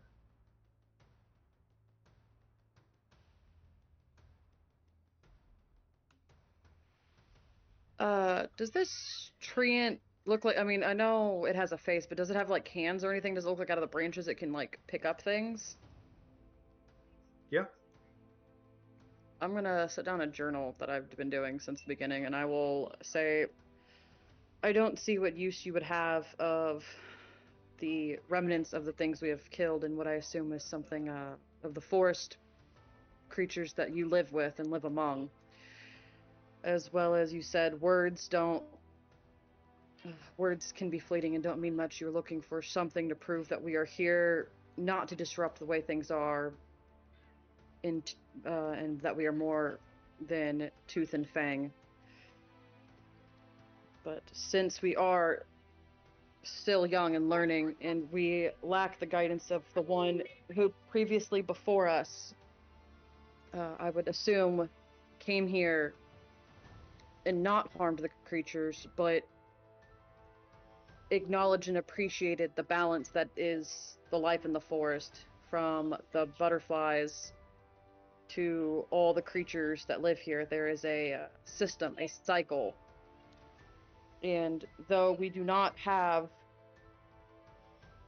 much, we are trying to uphold and ensure the balance.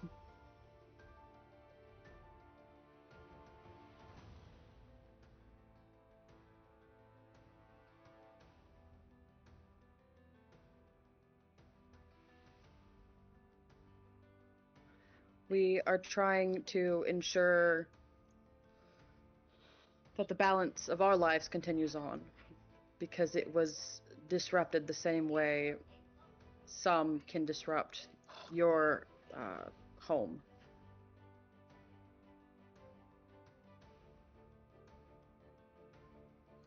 If this thing could nod, it would probably nod. But that's Balor. Did you get to go before you had to go AFK for a second? I don't want to skip you. Um, I believe I'm the one that prompted after I insulted the tree. Right. Okay. I just wanted to make sure I didn't skip you. No, you're good. You're good. He looks and he softens a bit and he says, "Your words and actions speak of truth and honor.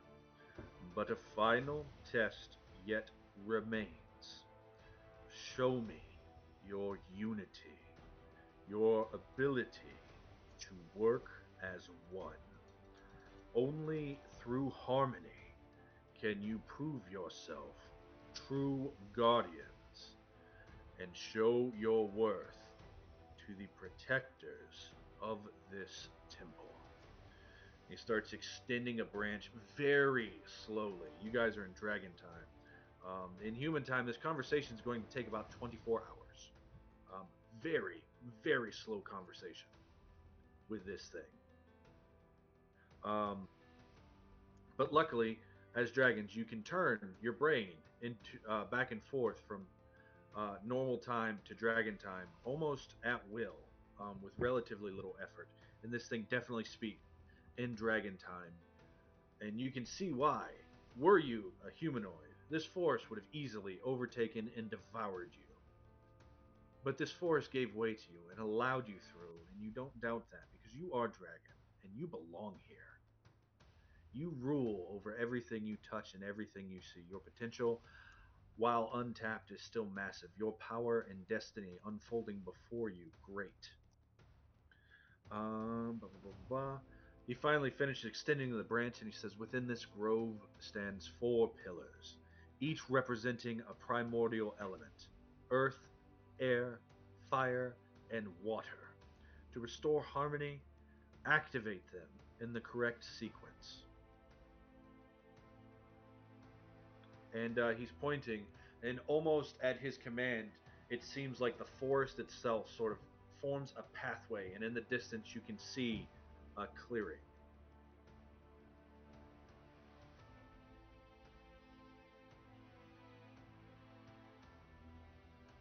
All right, I look towards the clearing. What is the first thing that I see upon it opening up to us? That. Ooh. Oh, Okay. that's cool. I'm gonna steal that. You enter a clearing divided by natural forces into four distinct quarters, each dominated by an obelisk pulsating with elemental energy. To the north, flames dance around the fire obelisk, untouchable yet beckoning. To the east, the water obelisk stands amidst a swirling vortex of liquid azure. To the south, the air obelisk rises, surrounded by swirling winds and tempests, lightning crackling, and to the west, the earth obelisk looms, its base rooted deep within the ground, as unyielding as the mountains. Each element calls to you, challenging you to prove your resolve and to prove your mastery. Prove yourself, dragon.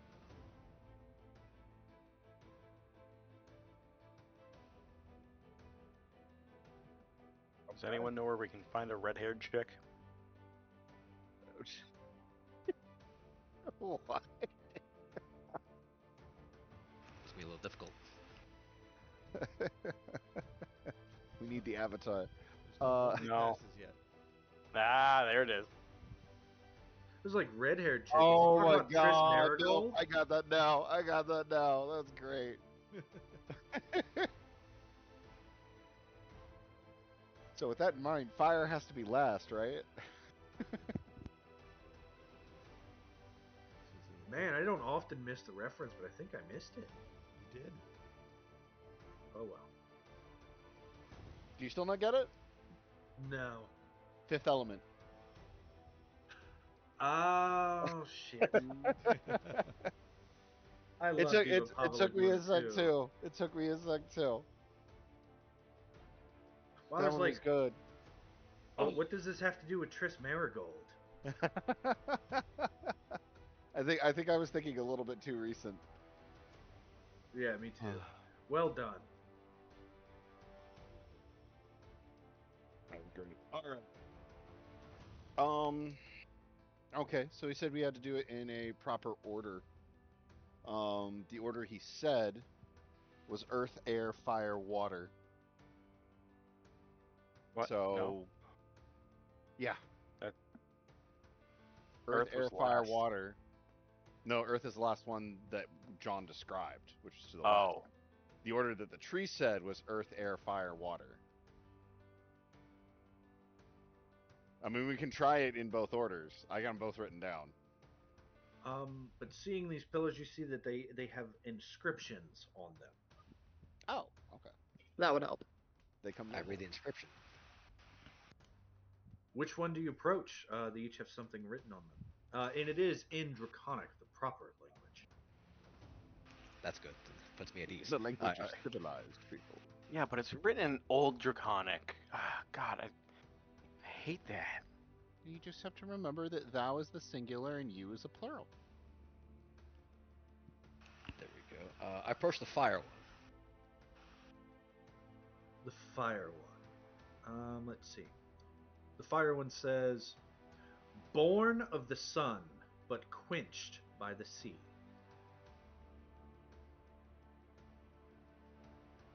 Born of the sun and quenched by the sea. Could possibly what they mean. What is the water Uh, one? I'm sorry, go ahead. I was gonna say I would read the Earth one. Okay, let's see here. The earth one, it says, "Steadfast and strong, yielding only to water." Oh, I placed Rysug there. Pick them up.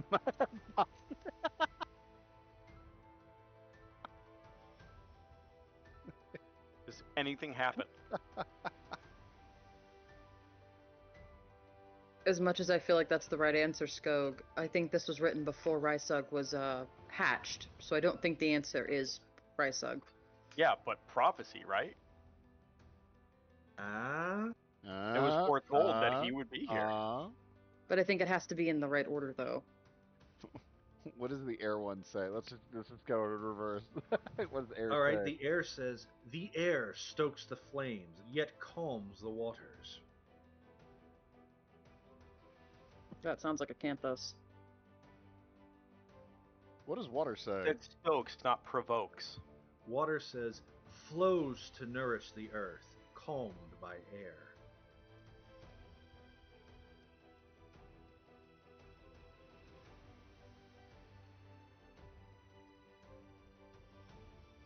So fire is born of the sun, but quenched by the sea. Yes. Water flows to nourish the earth, calmed by air. Yes. Air, the air stokes the flames, yet calms the water. Yes. Earth is steadfast and strong, yielding only to water. Yes.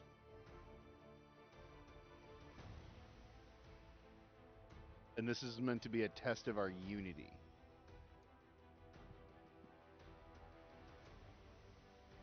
Does the middle pillar say anything? Nope. I can't get art perfect.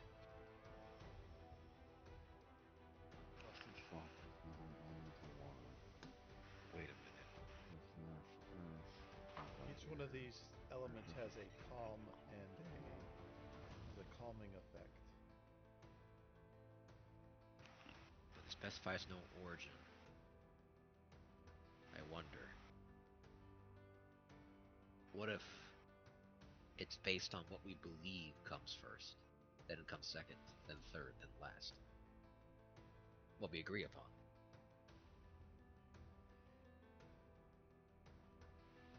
To see if we can work together enough to all agree on something.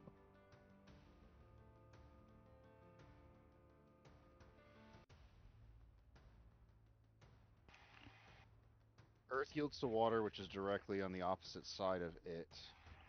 Fire is quenched by the sea, which is to the clockwise right of it, but is stoked by air, which is directly opposite of it. So they're fed by what's opposite of them?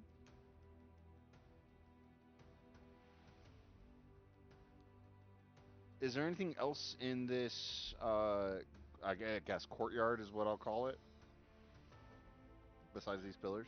Not really. There's the pillars and then the elements that surround them. So the air pillar has like little tempests and whirls. The earth pillar has like growths on it. The water pillar has water moving around it. Did you say there was lightning coming from one of them? The air pillar, yes. I think Acanthus would be air then, because doesn't he have a lightning thing? Yeah, my does. element, my energy type is lightning. So I would think maybe if it's to work together, what if it's everyone combined with their breath weapons maybe or something? I mean, who's water? I don't know. I mean, I think I might be able to do water magic, but I mean, Rysog's got a thing mean- against water, but that's not a water breath. All right. I don't even know necessarily either about like our specific placements. Is there anything on the pillars that look like they're activate? Is there an activation plate anywhere on these near these guys?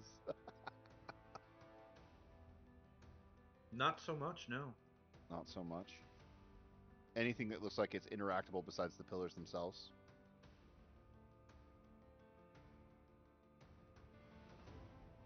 No, not really. The air you said is surging up above the air pillar, right? Yes.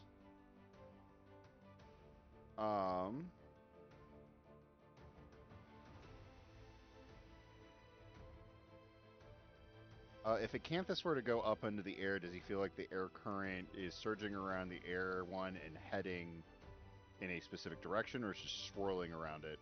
This place isn't really big enough for you to start flying around in. Okay.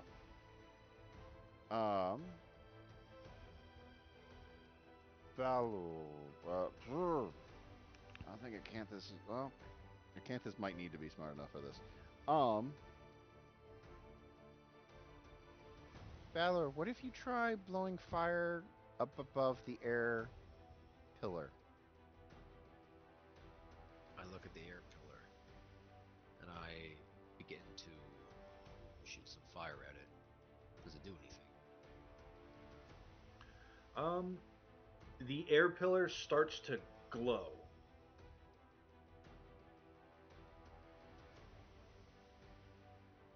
Let's see.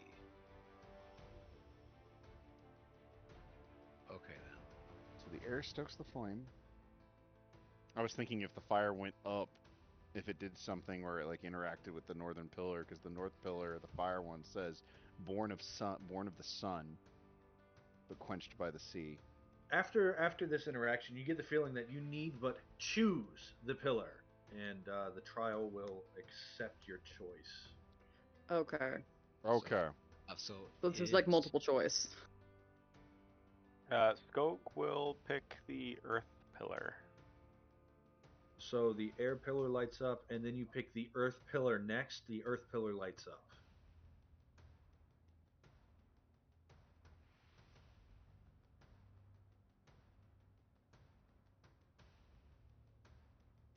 Okay. All right then.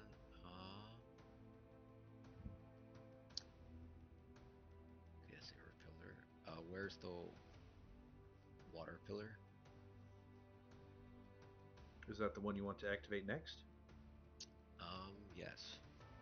You activate the water pillar, and it lights up, leaving only the fire pillar, which lights up. You hear a loud, and you each gain 1 level of exhaustion. Oh my. Okay. What was the order again? The one we did that was wrong: earth, air, water, fire. Oh, the one Air, we did earth, was water, wrong was fire. air, earth. What mean, was it okay. supposed to be? It was air that you activated first, then earth, then water, then fire. It should have been Earth Air, right? Instead of Okay. Air Earth. We'll risk another point of exhaustion because I think I know exactly how this is gonna go. But yeah, if we do Review the clues. the one.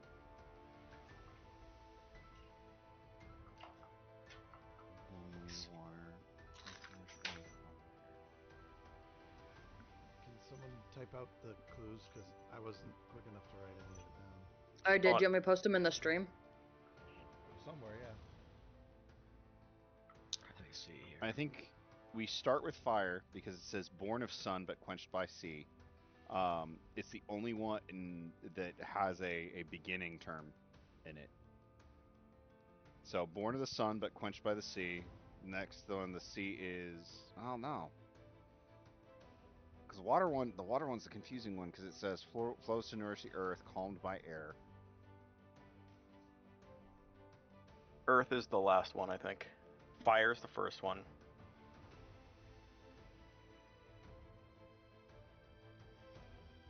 Fire, air,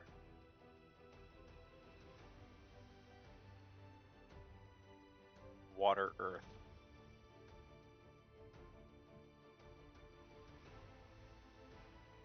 I think. Let's see here. I'm looking at the language here, and maybe it's on purpose. It says you're born of the sun.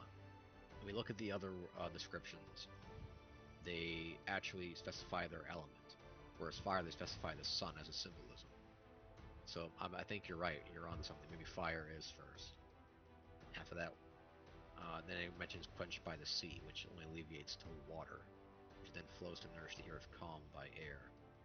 Which then The second half of them talk about it being canceled. yeah. So the first half, if we go by the first half, which is positive, Yeah. born of the sun, born of the sun, air stokes the flames, so air would be next. Wow, no, hold on.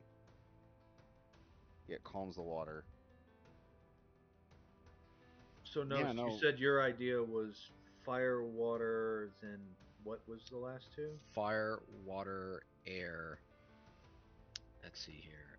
And it calms air because it calms the water. Wait. Fire, water. Maybe then healing only to water. Okay, yeah, let's see. Fire, water. Yielding only to water, that would put Earth first. Yeah. It says air, the air stokes the flames, it calms the water, and then it goes back to water. Wait a minute. Can an element be selected more than once? I wonder. I don't think That so. would put us in a loop. Yeah. Okay, so the two patterns that I'm thinking of, first one is, okay, if we start with Earth, Hmm. that's Earth, then water, then air, then fire. So Earth, water, air, fire. Um, since Earth yields to water, water yields to air. Air calms water, but it stokes the flame. So that could also be described as the air is yielding to the flame, because it's encouraging the flame. And then fire, because that's what ends up being the last choice. So Yeah. Earth, water, air, fire would be my guess, Okay. or at least one of my two guesses. Do we want to give that a shot, or do anyone have any objections to it? Do we have another pattern?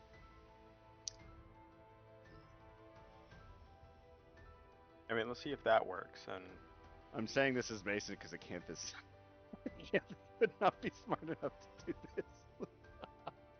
Let's see. I think so far that is our for. I think that's the best bet between the four of us right now. That isn't it. Then maybe we can go back to the other idea then. Yeah, and we have just, until we reach exhaustion points 5 when we can't move anymore. Well, Oh, Pretty much. well, you never set a time limit here, so we can always sleep it off, unless that doesn't happen. all right. So, earth to water to air to fire. You activate Earth, and the Earth pillar lights up. And you said the next one is Water. water. You activate the water lights up. Air. And when you activate the water pillar, you see the waters around it start spinning very quickly. Something you didn't notice last time. And they form sort of almost like little water spouts, just shooting up. The third one is air. The air one lights up. And then the last one was what? That leaves fire? Was fire. The fire um, lights up, and you hear a loud, Okay. and you each gain a So- level of exhaustion. Water was in the right spot because it had a changed reaction though, Okay. And that was in the because it second had a water spot, right? spout. It was in the second spot, so I think water's the right choice for number 2. Okay, that confirms what I've been doing over here in looking at words. So, fire, born of the sun, quenched by the sea. Fire's introduced first, yielding its Yeah. origin with the water. Water flows to nourish the earth and is calmed by the air. So water would fit second because it quenches the fire, which fire destroys the earth. Steadfast and strong earth, right? It yielding only to the water. And then the air, it stokes the flame yet calms the water. So air comes last as it interacts with all the other elements, stoking the fire, calming the water, and indirectly affecting the earth through its impact of fire and water. Okay. And you said this is all written in Draconic? Yes. So Can I make I guess I don't think history check would be the right one. Maybe history check to see if Draka ever sang a song or a dragon song about any of this? Go for it. Give it a shot.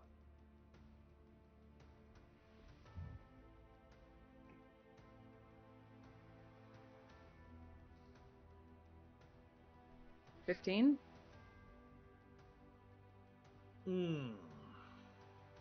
Not that you can really remember.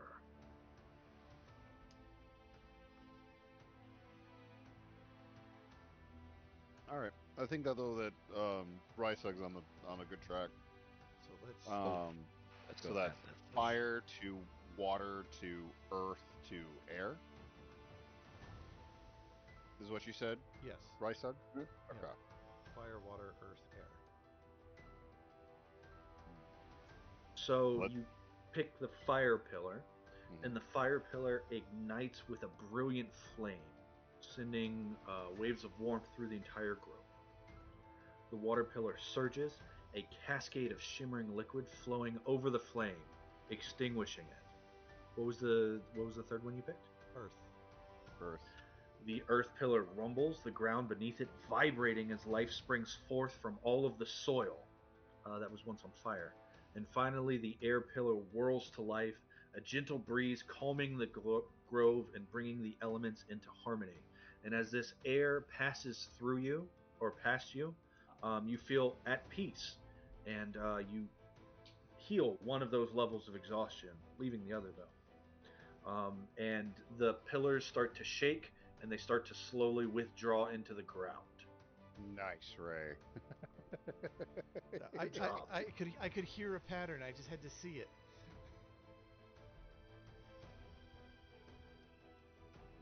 Before the fire one goes away, I curl up next to it like a heat light. You It get smells splashed by water. good.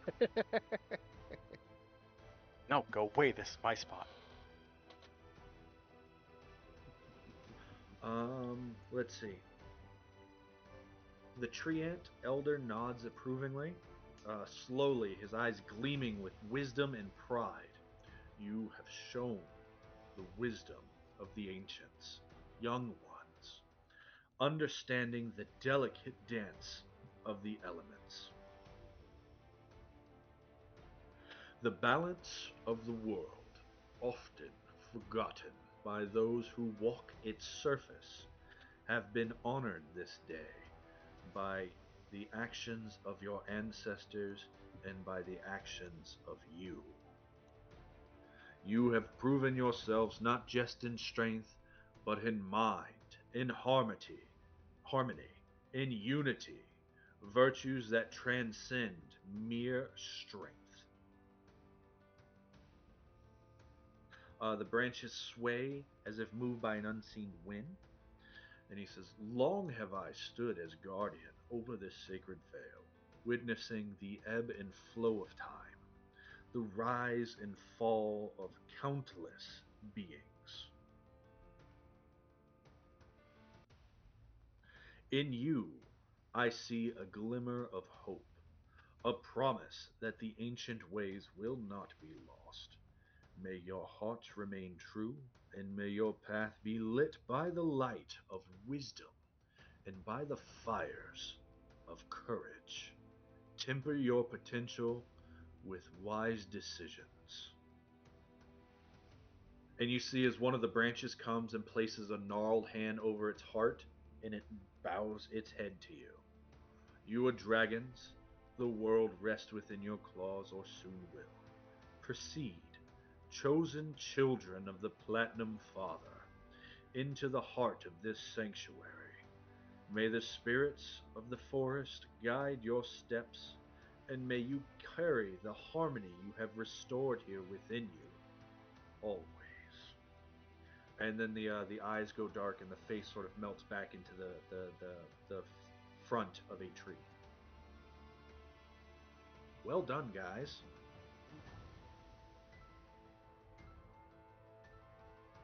That was good. I like that. I like that puzzle. It's a good puzzle. It was a good puzzle. Thank you. Good job. Thank you. As you venture deeper into the sanctuary, the atmosphere grows more reverent and solemn. This path narrows and forces you to walk single file. On the either side, towering statues of dragon warriors of old emerge from the shadows. You see great dragons of all different varieties with frills and horns and almost tusks coming around their faces taut.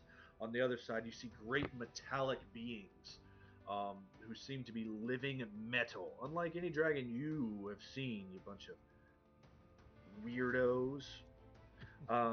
We have a Rysug. Oh yeah, huh, okay, I'll give you that. So you're not Hey, weirdos, but I'm metallic big dragons. too. At the front, you see actually four large figures, larger than the rest. One, a skeletal dragon that sits on its claws. Another, a dragon that seems to be built out of gemstones, with a deep fire within his chest, glowing bright red. Then you see the two largest of the dragons one a great platinum dragon and the other a five-headed mother. Each figure is exquisitely carved and seems almost alive as these warriors of old emerge from the shadows and surface imbued with a faint ethereal glow. The statues, with their fierce yet noble expressions, stand in a silent vigil, their eyes following your every move as if judging your worthiness. 1 second.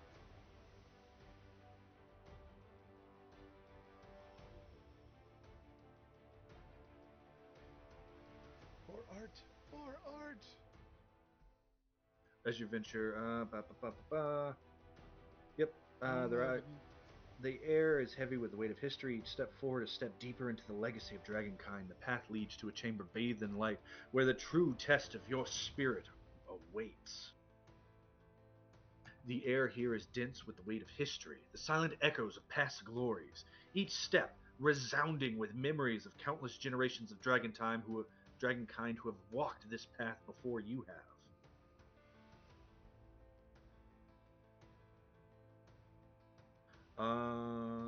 The sense of legacy and duty presses upon you. It opens into a grand chamber, its walls lined with murals depicting ancient battles and epic deeds of dragons long past. The chamber is bathed in a soft, radiant light emanating from an unknown source, giving the space a sacred feel.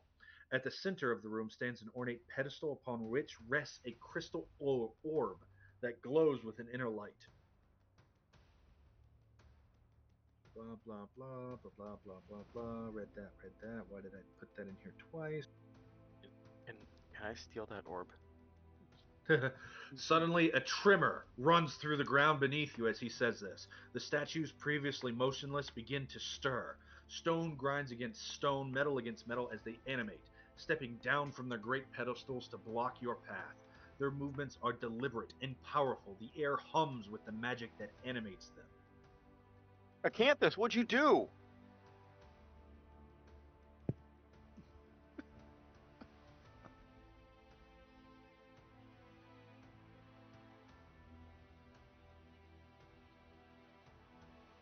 Rysog is trying to blame me for his stuff again. Silence, both of you. You are in a place of great power. Canthus elbows. Skog. These things stand up on two legs, the one in front of you, and swipes a mighty claw at you, attacking. Describe to me, we're not going to go into initiative. Describe to me what you do during this battle against these great stone guardians of the inner sanctum. I push Acanthus in front of me. And then breathe fire. You can't use Acanthus as a shield. I mean, it boosted my armor class by you taking the hit. Acanthus will do what he can to try and coat these guys with his shock pollen, sort of prepping them for heavy damage from other people being able to bite or claw or tail them. Yeah, using his higher mobility to be able to support everyone in that way. You set up that big attack where you hit him with the shock pollen. Balor hits him with the weak spot, right? Evaluating them for a weak spot. And then Rysug, the Steely Doom, rolls up with his heavy hit and hits with a mighty crit. But the statue is immune to the damage. And you see its face smile and give a silent laugh. Laughing with its face and its mouth, but no sound coming out. Before it swipes its tail, knocking you across the room. Is there any like tapestries or anything, or like a rope or? Sure, there are hanging tapestries and rope. Are you doing what I think you're about to do? Yeah.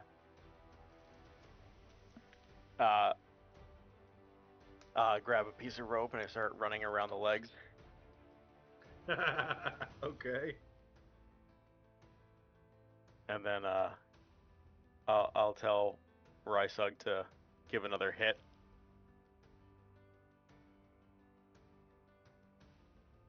That's awesome. I love it. Yep. Give it a try. It hits one of these hits the ground. Um, Balor. As an Imperator, you notice that even though they shrug off the most potent of attacks, you're starting to pick up subtle clues about their vulnerability. They may be resistant to your attacks, but they exhibit patterns in their movements. When one statue steps forward to strike, there's a slight delay that occurs before it can move again. Another statue reveals a weak spot beneath its arm as it raises its weapon. The best you can figure, the key to overcoming these guardians lies not in brute force, but in keen observation and clever tactics, much like what was just exhibited by the forest death. I'll go ahead and shout to everyone who I just saw, and I'll begin to direct them. As the one begins to move, wait and see if that one begins to raise out its arm. When it does, begin to strike at its weak point. See if you can sever it.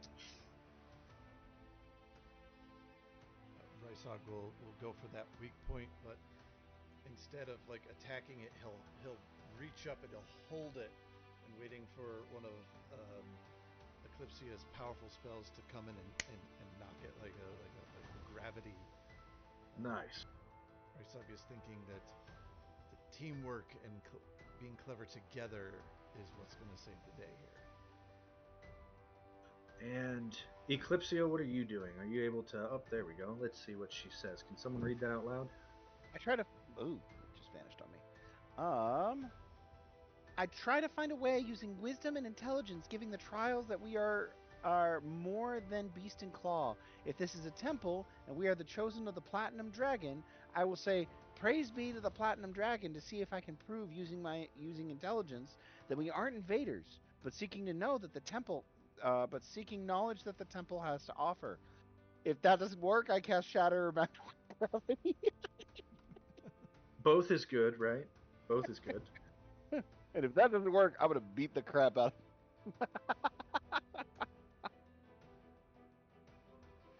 That's awesome. I love it. Um, let's see. As you face the animated statues, it's clear that overwhelming them with sheer force is futile. Um, the statue attacks, while powerful, are incredibly predictable. Leave them briefly unguarded. By coordinating your movements and attacks, you exploit the moments of vulnerability, knocking them down, pushing them over, outsmarting them, speaking your way to the platinum one as it sits, which causes the five-headed one to rage. And when it rages, all five attack in one spot, which opens a weak spot in one of your allies, while impossible for a single dragon, a group of humanoids to succeed here, or for a single dragon to succeed here. Your superpower seems to be teamwork, because you are able to best these foes.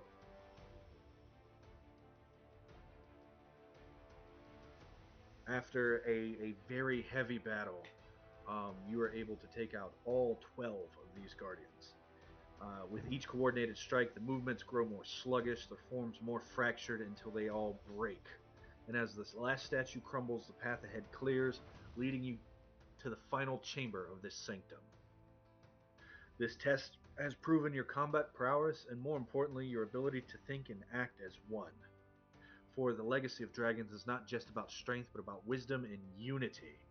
Can somebody read that, please? She says it may have 5 heads, but it only has one body. Where we have 5 heads and 5 bodies, we have something it doesn't. We have the ability to work together. Outstandingly said. Well done, Rose. Or Eclipsia. But the chamber that opens before you, vast and resplendent, is illuminated by a light that seems to come from everywhere and nowhere. In the center stands the Guardian. Let me go ahead and see. If you like the art before, this art is so beautiful, guys. Look at what I was able to generate. So I gave you the inner sanctum picture, right? Yep. Here's the last one. Oh. A spectral dragon of immense beauty and power. Its scales shimmer with the light of the stars, its eyes deep wells of ancient wisdom. Who dares seek the wisdom of the ancients? It booms. its voice echoing off the chamber wall and sounding remarkably like a giant tree. You spoke too briefly. The air is charged with anticipation. The moment of truth is at hand.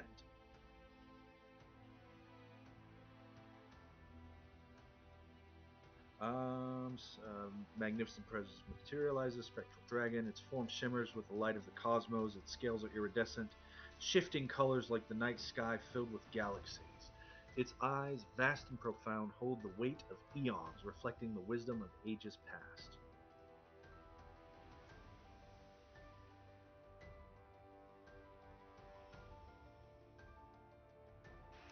I step forward into the room and I sort of hold my head out high.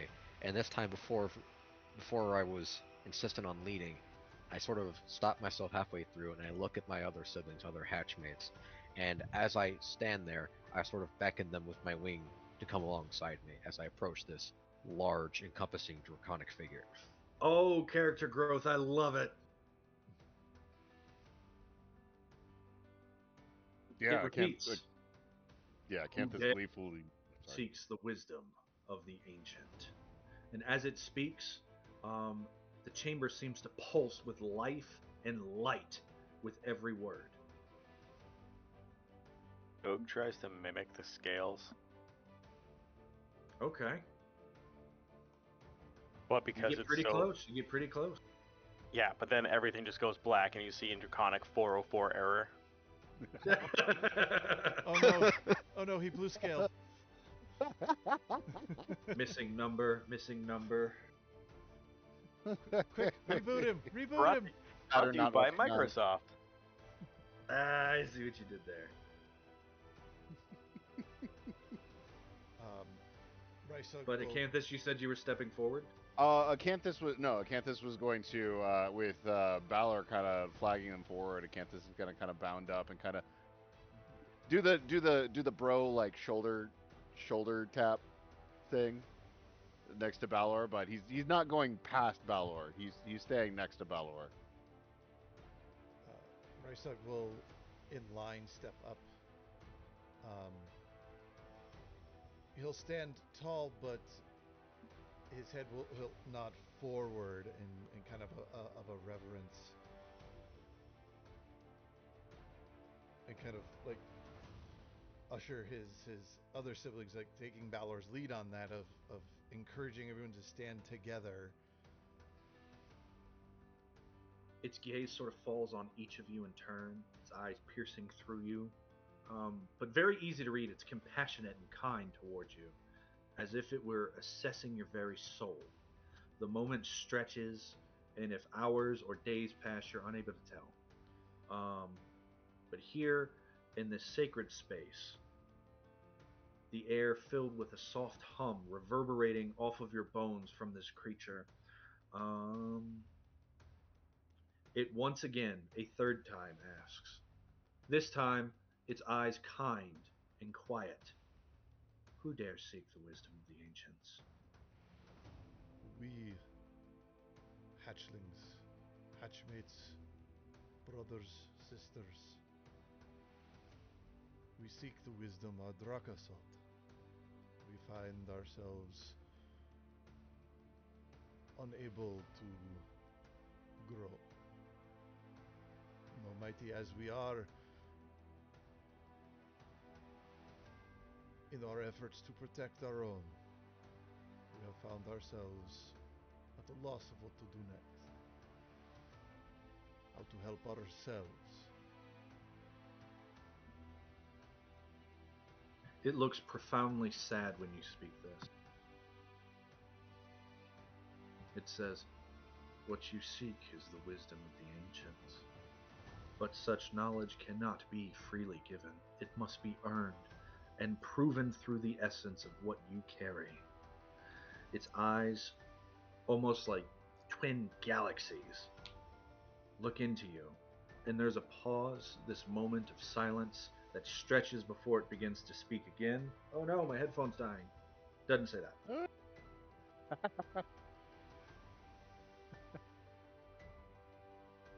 But it says, potential.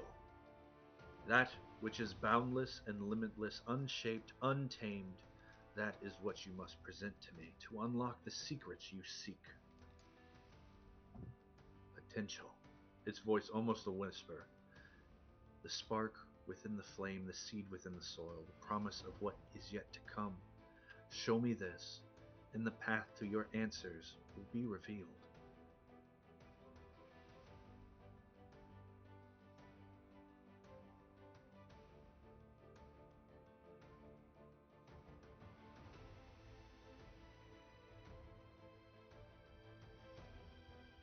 The chamber is in a deep contemplative silence.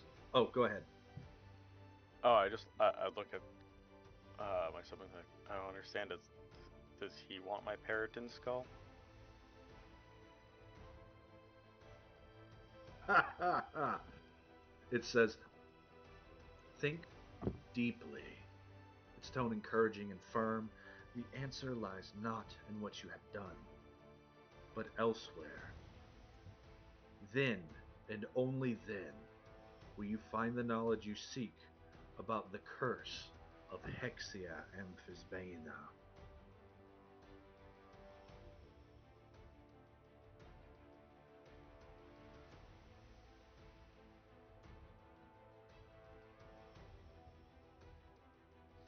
So no.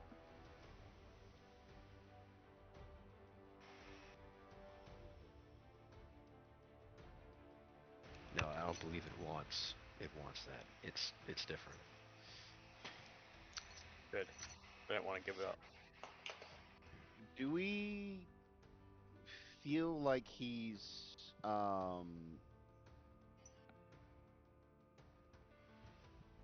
do we feel like he has like a vision of our inner world sort of? Do we feel like our very minds, our very souls are being observed in this moment? Or is he It, or is he it look definitely seems to be looking through you and on you. Do you know what I mean? Okay.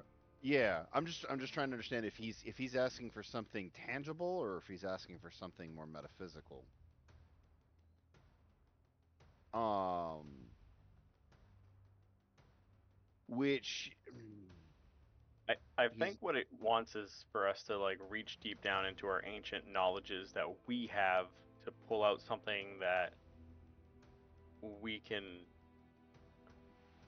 I don't know how to put words to it.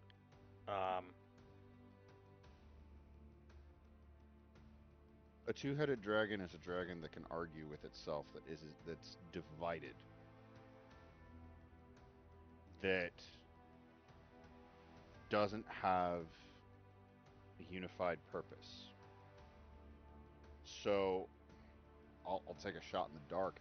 Acanthus is going to, like, the first bit of Acanthus's life has been about surviving and about reclaiming our eggs, and that purpose was met. What if what he's asking for is a bigger purpose? What is our greater purpose that we set for ourselves? I mean, I'm spitballing here. But Acanthus is going to take a moment. He's going to envision what he wants. And what Acanthus truly wants at his deepest depths of himself is Acanthus wants love. Not merely just like, he of course wants the love of his family, of his siblings. He wants the love of the followers, but he also wants something deeper that he may not necessarily be able to put into words yet, but it amounts to, he wants true love, and he wants to dedicate his purpose to finding that. He wants that to be his potential, to be able to find and to be able to pursue and be with his one true love, whoever that may be. And Acanthus is gonna just kind of do the little classic fairy tale thing. He's gonna close his eyes. He's gonna concentrate on that, and assuming the spirit dragon can see through him, he's going to guess, project that to the spirit dragon, that this is his purpose, this is his unified idea. That word that I just typed into Roll20, that word seeks to burst through your lips. Itov? Itov, the Itov. draconic word for love. But not just for love. Not just a word, but the essence of love itself spits forth from you.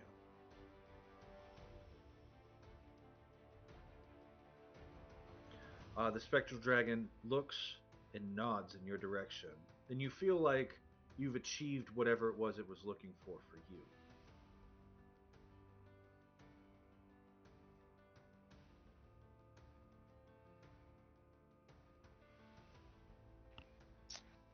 If you ever wanted to know how to say the word love in Draconic, there it is, by the way. Itov. Itov. Itov. Okay. Balor will, after seeing Acanthus and what he values, what he's projecting, Balor sort of looks inside himself for a second. Before you speak, it holds up its claw and it looks at you and says, "Remember, show me potential." And then it puts its claw down. Leans forward. Potential.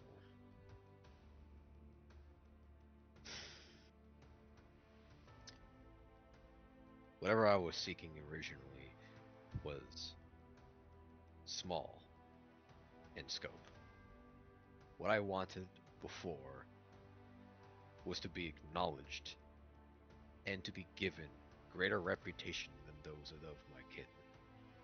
I wanted to show and prove everything that I was, and I feel that I still am. What I was is not what I believe now. Now it's something different. On the eve of my death, my one and only death, as I look around, I viewed my one limited scope, that what really matters to me at the moment is to provide, to demonstrate, to have and to give, and to have that power, that knowledge to know that I can do it all. I can help. I can become what I want. I can demonstrate that. And I don't want anyone else to rely upon. But then there's my dragonflight. They demonstrated the wings that not just of their own power, but they're also add on to my own. They are me just as much as I am them. So, it is not just my greatness. It is our greatness. And I want to show it everywhere. And let our stars take forth. It smiles and nods, and you feel satisfied that you have done your part.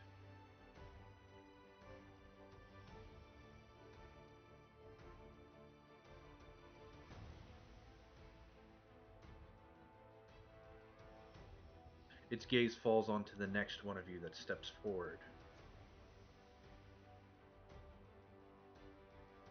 What is your potential?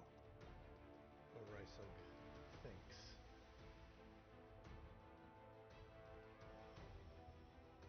He thinks what he is. He is steel. He is metal. He is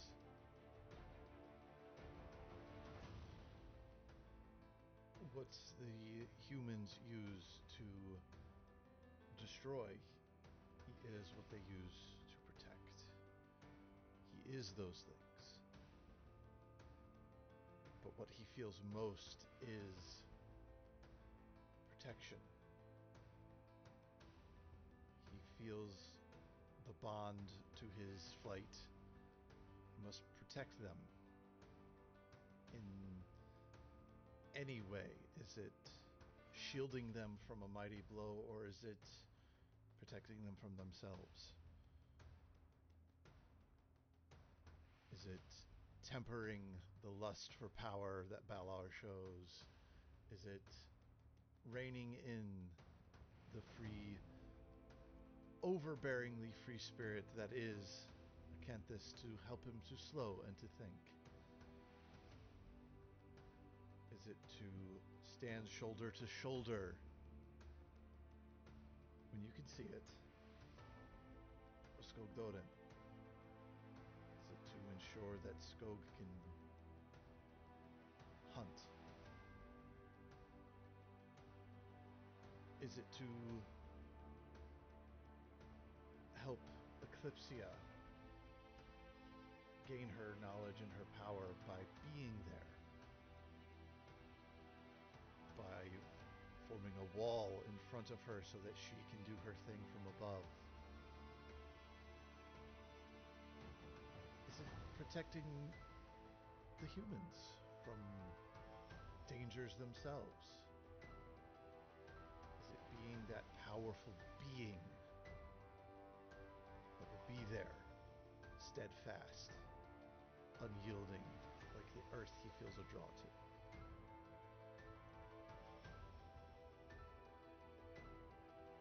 Shields or steel can be made into a sword to slay, but it can also be made into a shield and armor to protect. And this thing feels that that sort of message that you're trying to convey, and it nods deeply in approval. Well said. It waits for which of the last two is going to go. Oh, Oh, okay. Go ahead. Oh, okay. I will step up next, and this is are we all speaking out loud, or is this still in our heads? Oh, it's out loud. Okay. You ask for our potential, our ambition, and I feel I have a duty to create the greatest draconic archive we can to, as a repository of draconic heritage, of knowledge, of vast collections of wisdom and histories of dragonkind preserved for future generations to look upon and learn upon to prevent what happened to our fellow clutchmates that fell into the wrong hands with the dark magic, to figure out ways to protect our kind, protect the cycles of life as it is,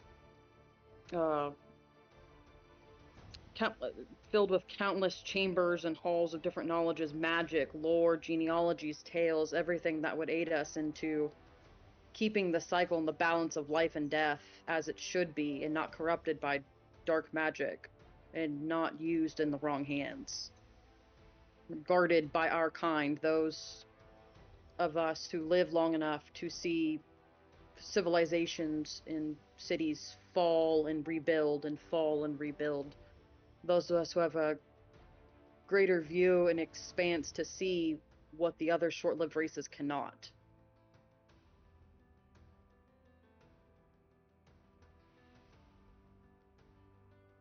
Very nice. Very nice. Skog Doden?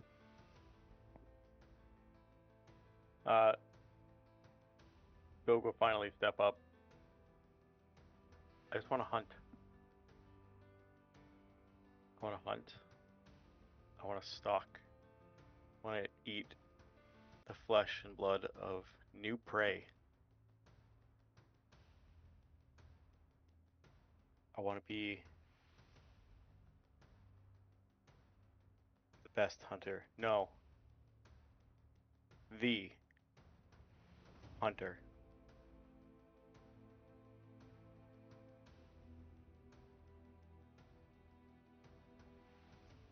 It nods. And it says, "The curse of Hexia Amphisbaena." Its voice, like the chime of ancient bells, it reverberates and shakes the room, shakes you to your bone and your claws. because you're pretty big. Two of you are pretty dang big. This thing is almost mountain-sized. Like, if you zoom in on that picture I gave you, those tiny little black dots in the front are people. Those two statues on the left and right by the braziers, that's about the size of Skogdoden and Rysog. Just for scale on how big this dragon is. I'll fight it. Once. Hey, that's all I It need. says, a malediction woven by the fell snake gods, binding souls within an unbreakable knot. Two dragons, essences, entwined with those of humans yet to be born, creating a shared destiny. The essence of dragonkind, with all its majesty and power, shackled to the short and ephemeral lives of the most short-lived of the mortal races. Its eyes seem to pierce through the veil of time itself. In 9 months, these humans will draw their first breaths, their fates irrevocably linked to yours.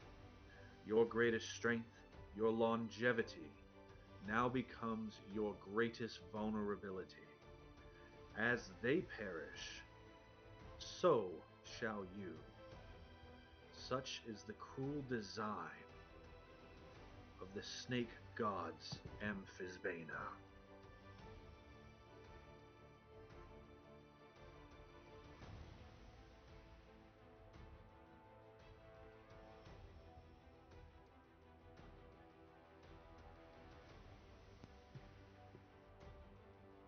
So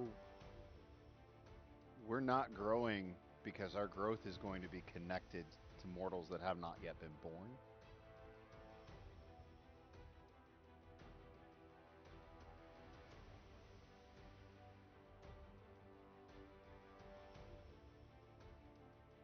Was that an Acanthus question or an I'll, above I'll table say, question? yeah, that's or- an I didn't do Acanthus' voice, Okay. but that's an I Acanthus was just question. Yeah, okay. no. Acanthus question. I can redo it in Acanthus' voice. No, it's all good. I didn't know if I was supposed to answer that or not. Yeah. The dragon looks through you all as you ponder these things. Upon hearing this proclamation, what are you guys like? What's going through your head? Because remember, Dragon Time. This is taking a long time in reality. What if I eat it by mistake? Probably shouldn't eat it.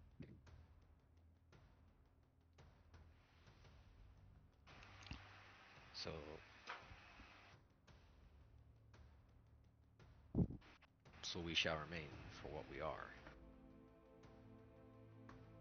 for how long that may take.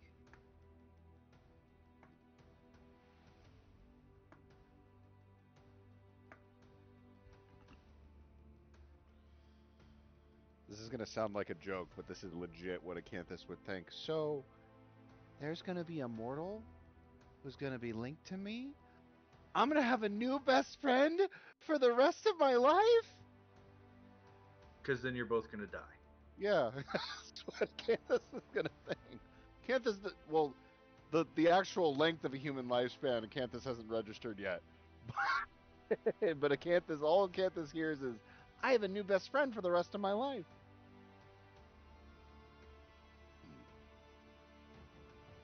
Rysug, Eclipsia. Since she's a wizard and looking and thinking about wizardy things, I'd imagine she'd be okay. Well, if magic can prolong some creatures' lives, maybe there's magic that can prolong a human's mortal's life long enough to find a way to fix this or cure this affliction by being tied to them. Maybe there's some magic somewhere that we haven't discussed yet that we can use to keep the human living longer, long enough that we can live longer. Or maybe there's a way to reverse it to get them to have our longevity almost. still may be as vulnerable as a human, but our longevity, since we tend to live longer, if they're bound to us, if we're bound to them, maybe we can bind them to us instead. And Rysug? Uh, human life is small, fleeting, fragile. Must find our intertwined souls and protect them. Its eyes gleam with a flicker of hope. And the spectral dragon, the final guardian, it says, while I cannot break a god's curse, I can alter its course. Like a river around a mountain, I can force this curse to bend its path along my route. Instead of your fates being bound by their deaths, let them be bound by their lives. Radiant light starts to pulse as the dragon's words infuse the air with magic and deep, draconic, arcane tones that you cannot comprehend start to echo throughout the chamber as it speaks. And it says, from this moment forward, while you live, they shall live. While they live, you shall live. Seek them out, protect them, grow with them, and let your shared potential create something new, something the world has never seen before. Its form grows brighter and more imposing as it issues its final directive. Your journey is not just one of survival, but one of symbiosis. Find these humans, become their guardians, and in doing so, discover the true extent of your potential. Through unity, harmony, protection, forge a bond that defies the constraints of this curse. Let your strength become their strength, your lives intertwined into a dance of mutual growth and resilience as you go beyond the potential of dragon and human and become something new, something like a dragon lord.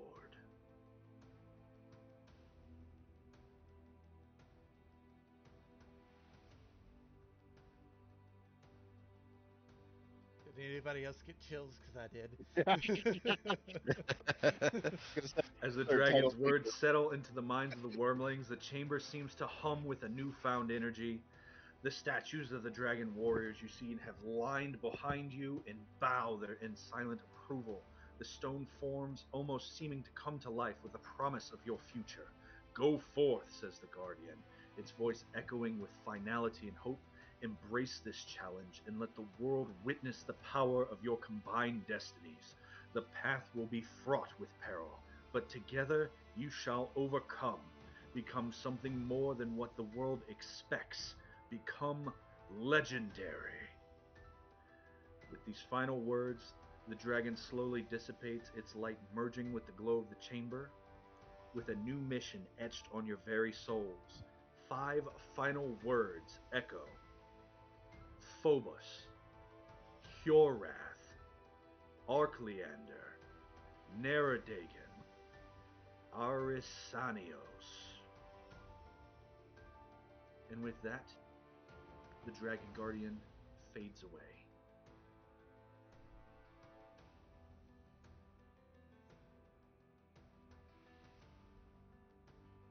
Yeah. Can we get those names again? In progress. Thank you.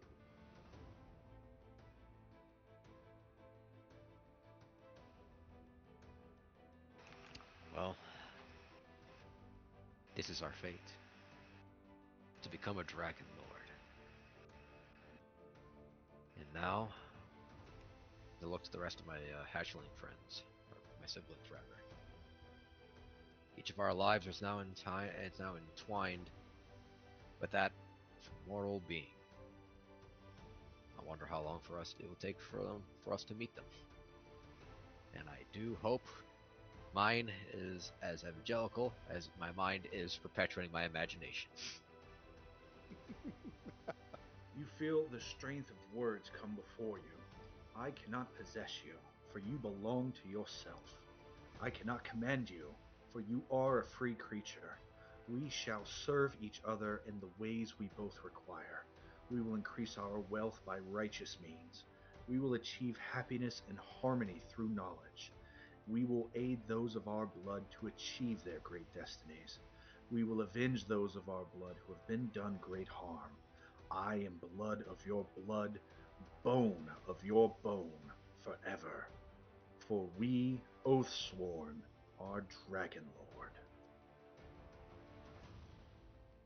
And with that, we are going to fade away from our wormlings for a time, until we will revisit you, and you will be young dragons. Probably level 8 or 9, I'll let you know, next time it comes around. And we will see just how these 5 dragons birth and form the Order of the Dragon Lords so long ago, and how it will shape our upcoming Odyssey of the Dragon Lords. I thank you all for standing by and watching. I thank my lovely players for going through this game, going through incredible battles, trying puzzles and times. Once again, that's Mason, Ray, Brian, Nost, and Rose. You are all incredible. I love you all. I love all of you out there in TV land watching this. If you liked what you saw, give us a like and a subscribe. Hit that notification bell and help us on our ongoing boss battle against the ultimate BBEG, the YouTube algorithm. And until next Friday, when we reconvene, going back to the world of Azria with Mason as our DM, I will see you all later. Good night, everyone.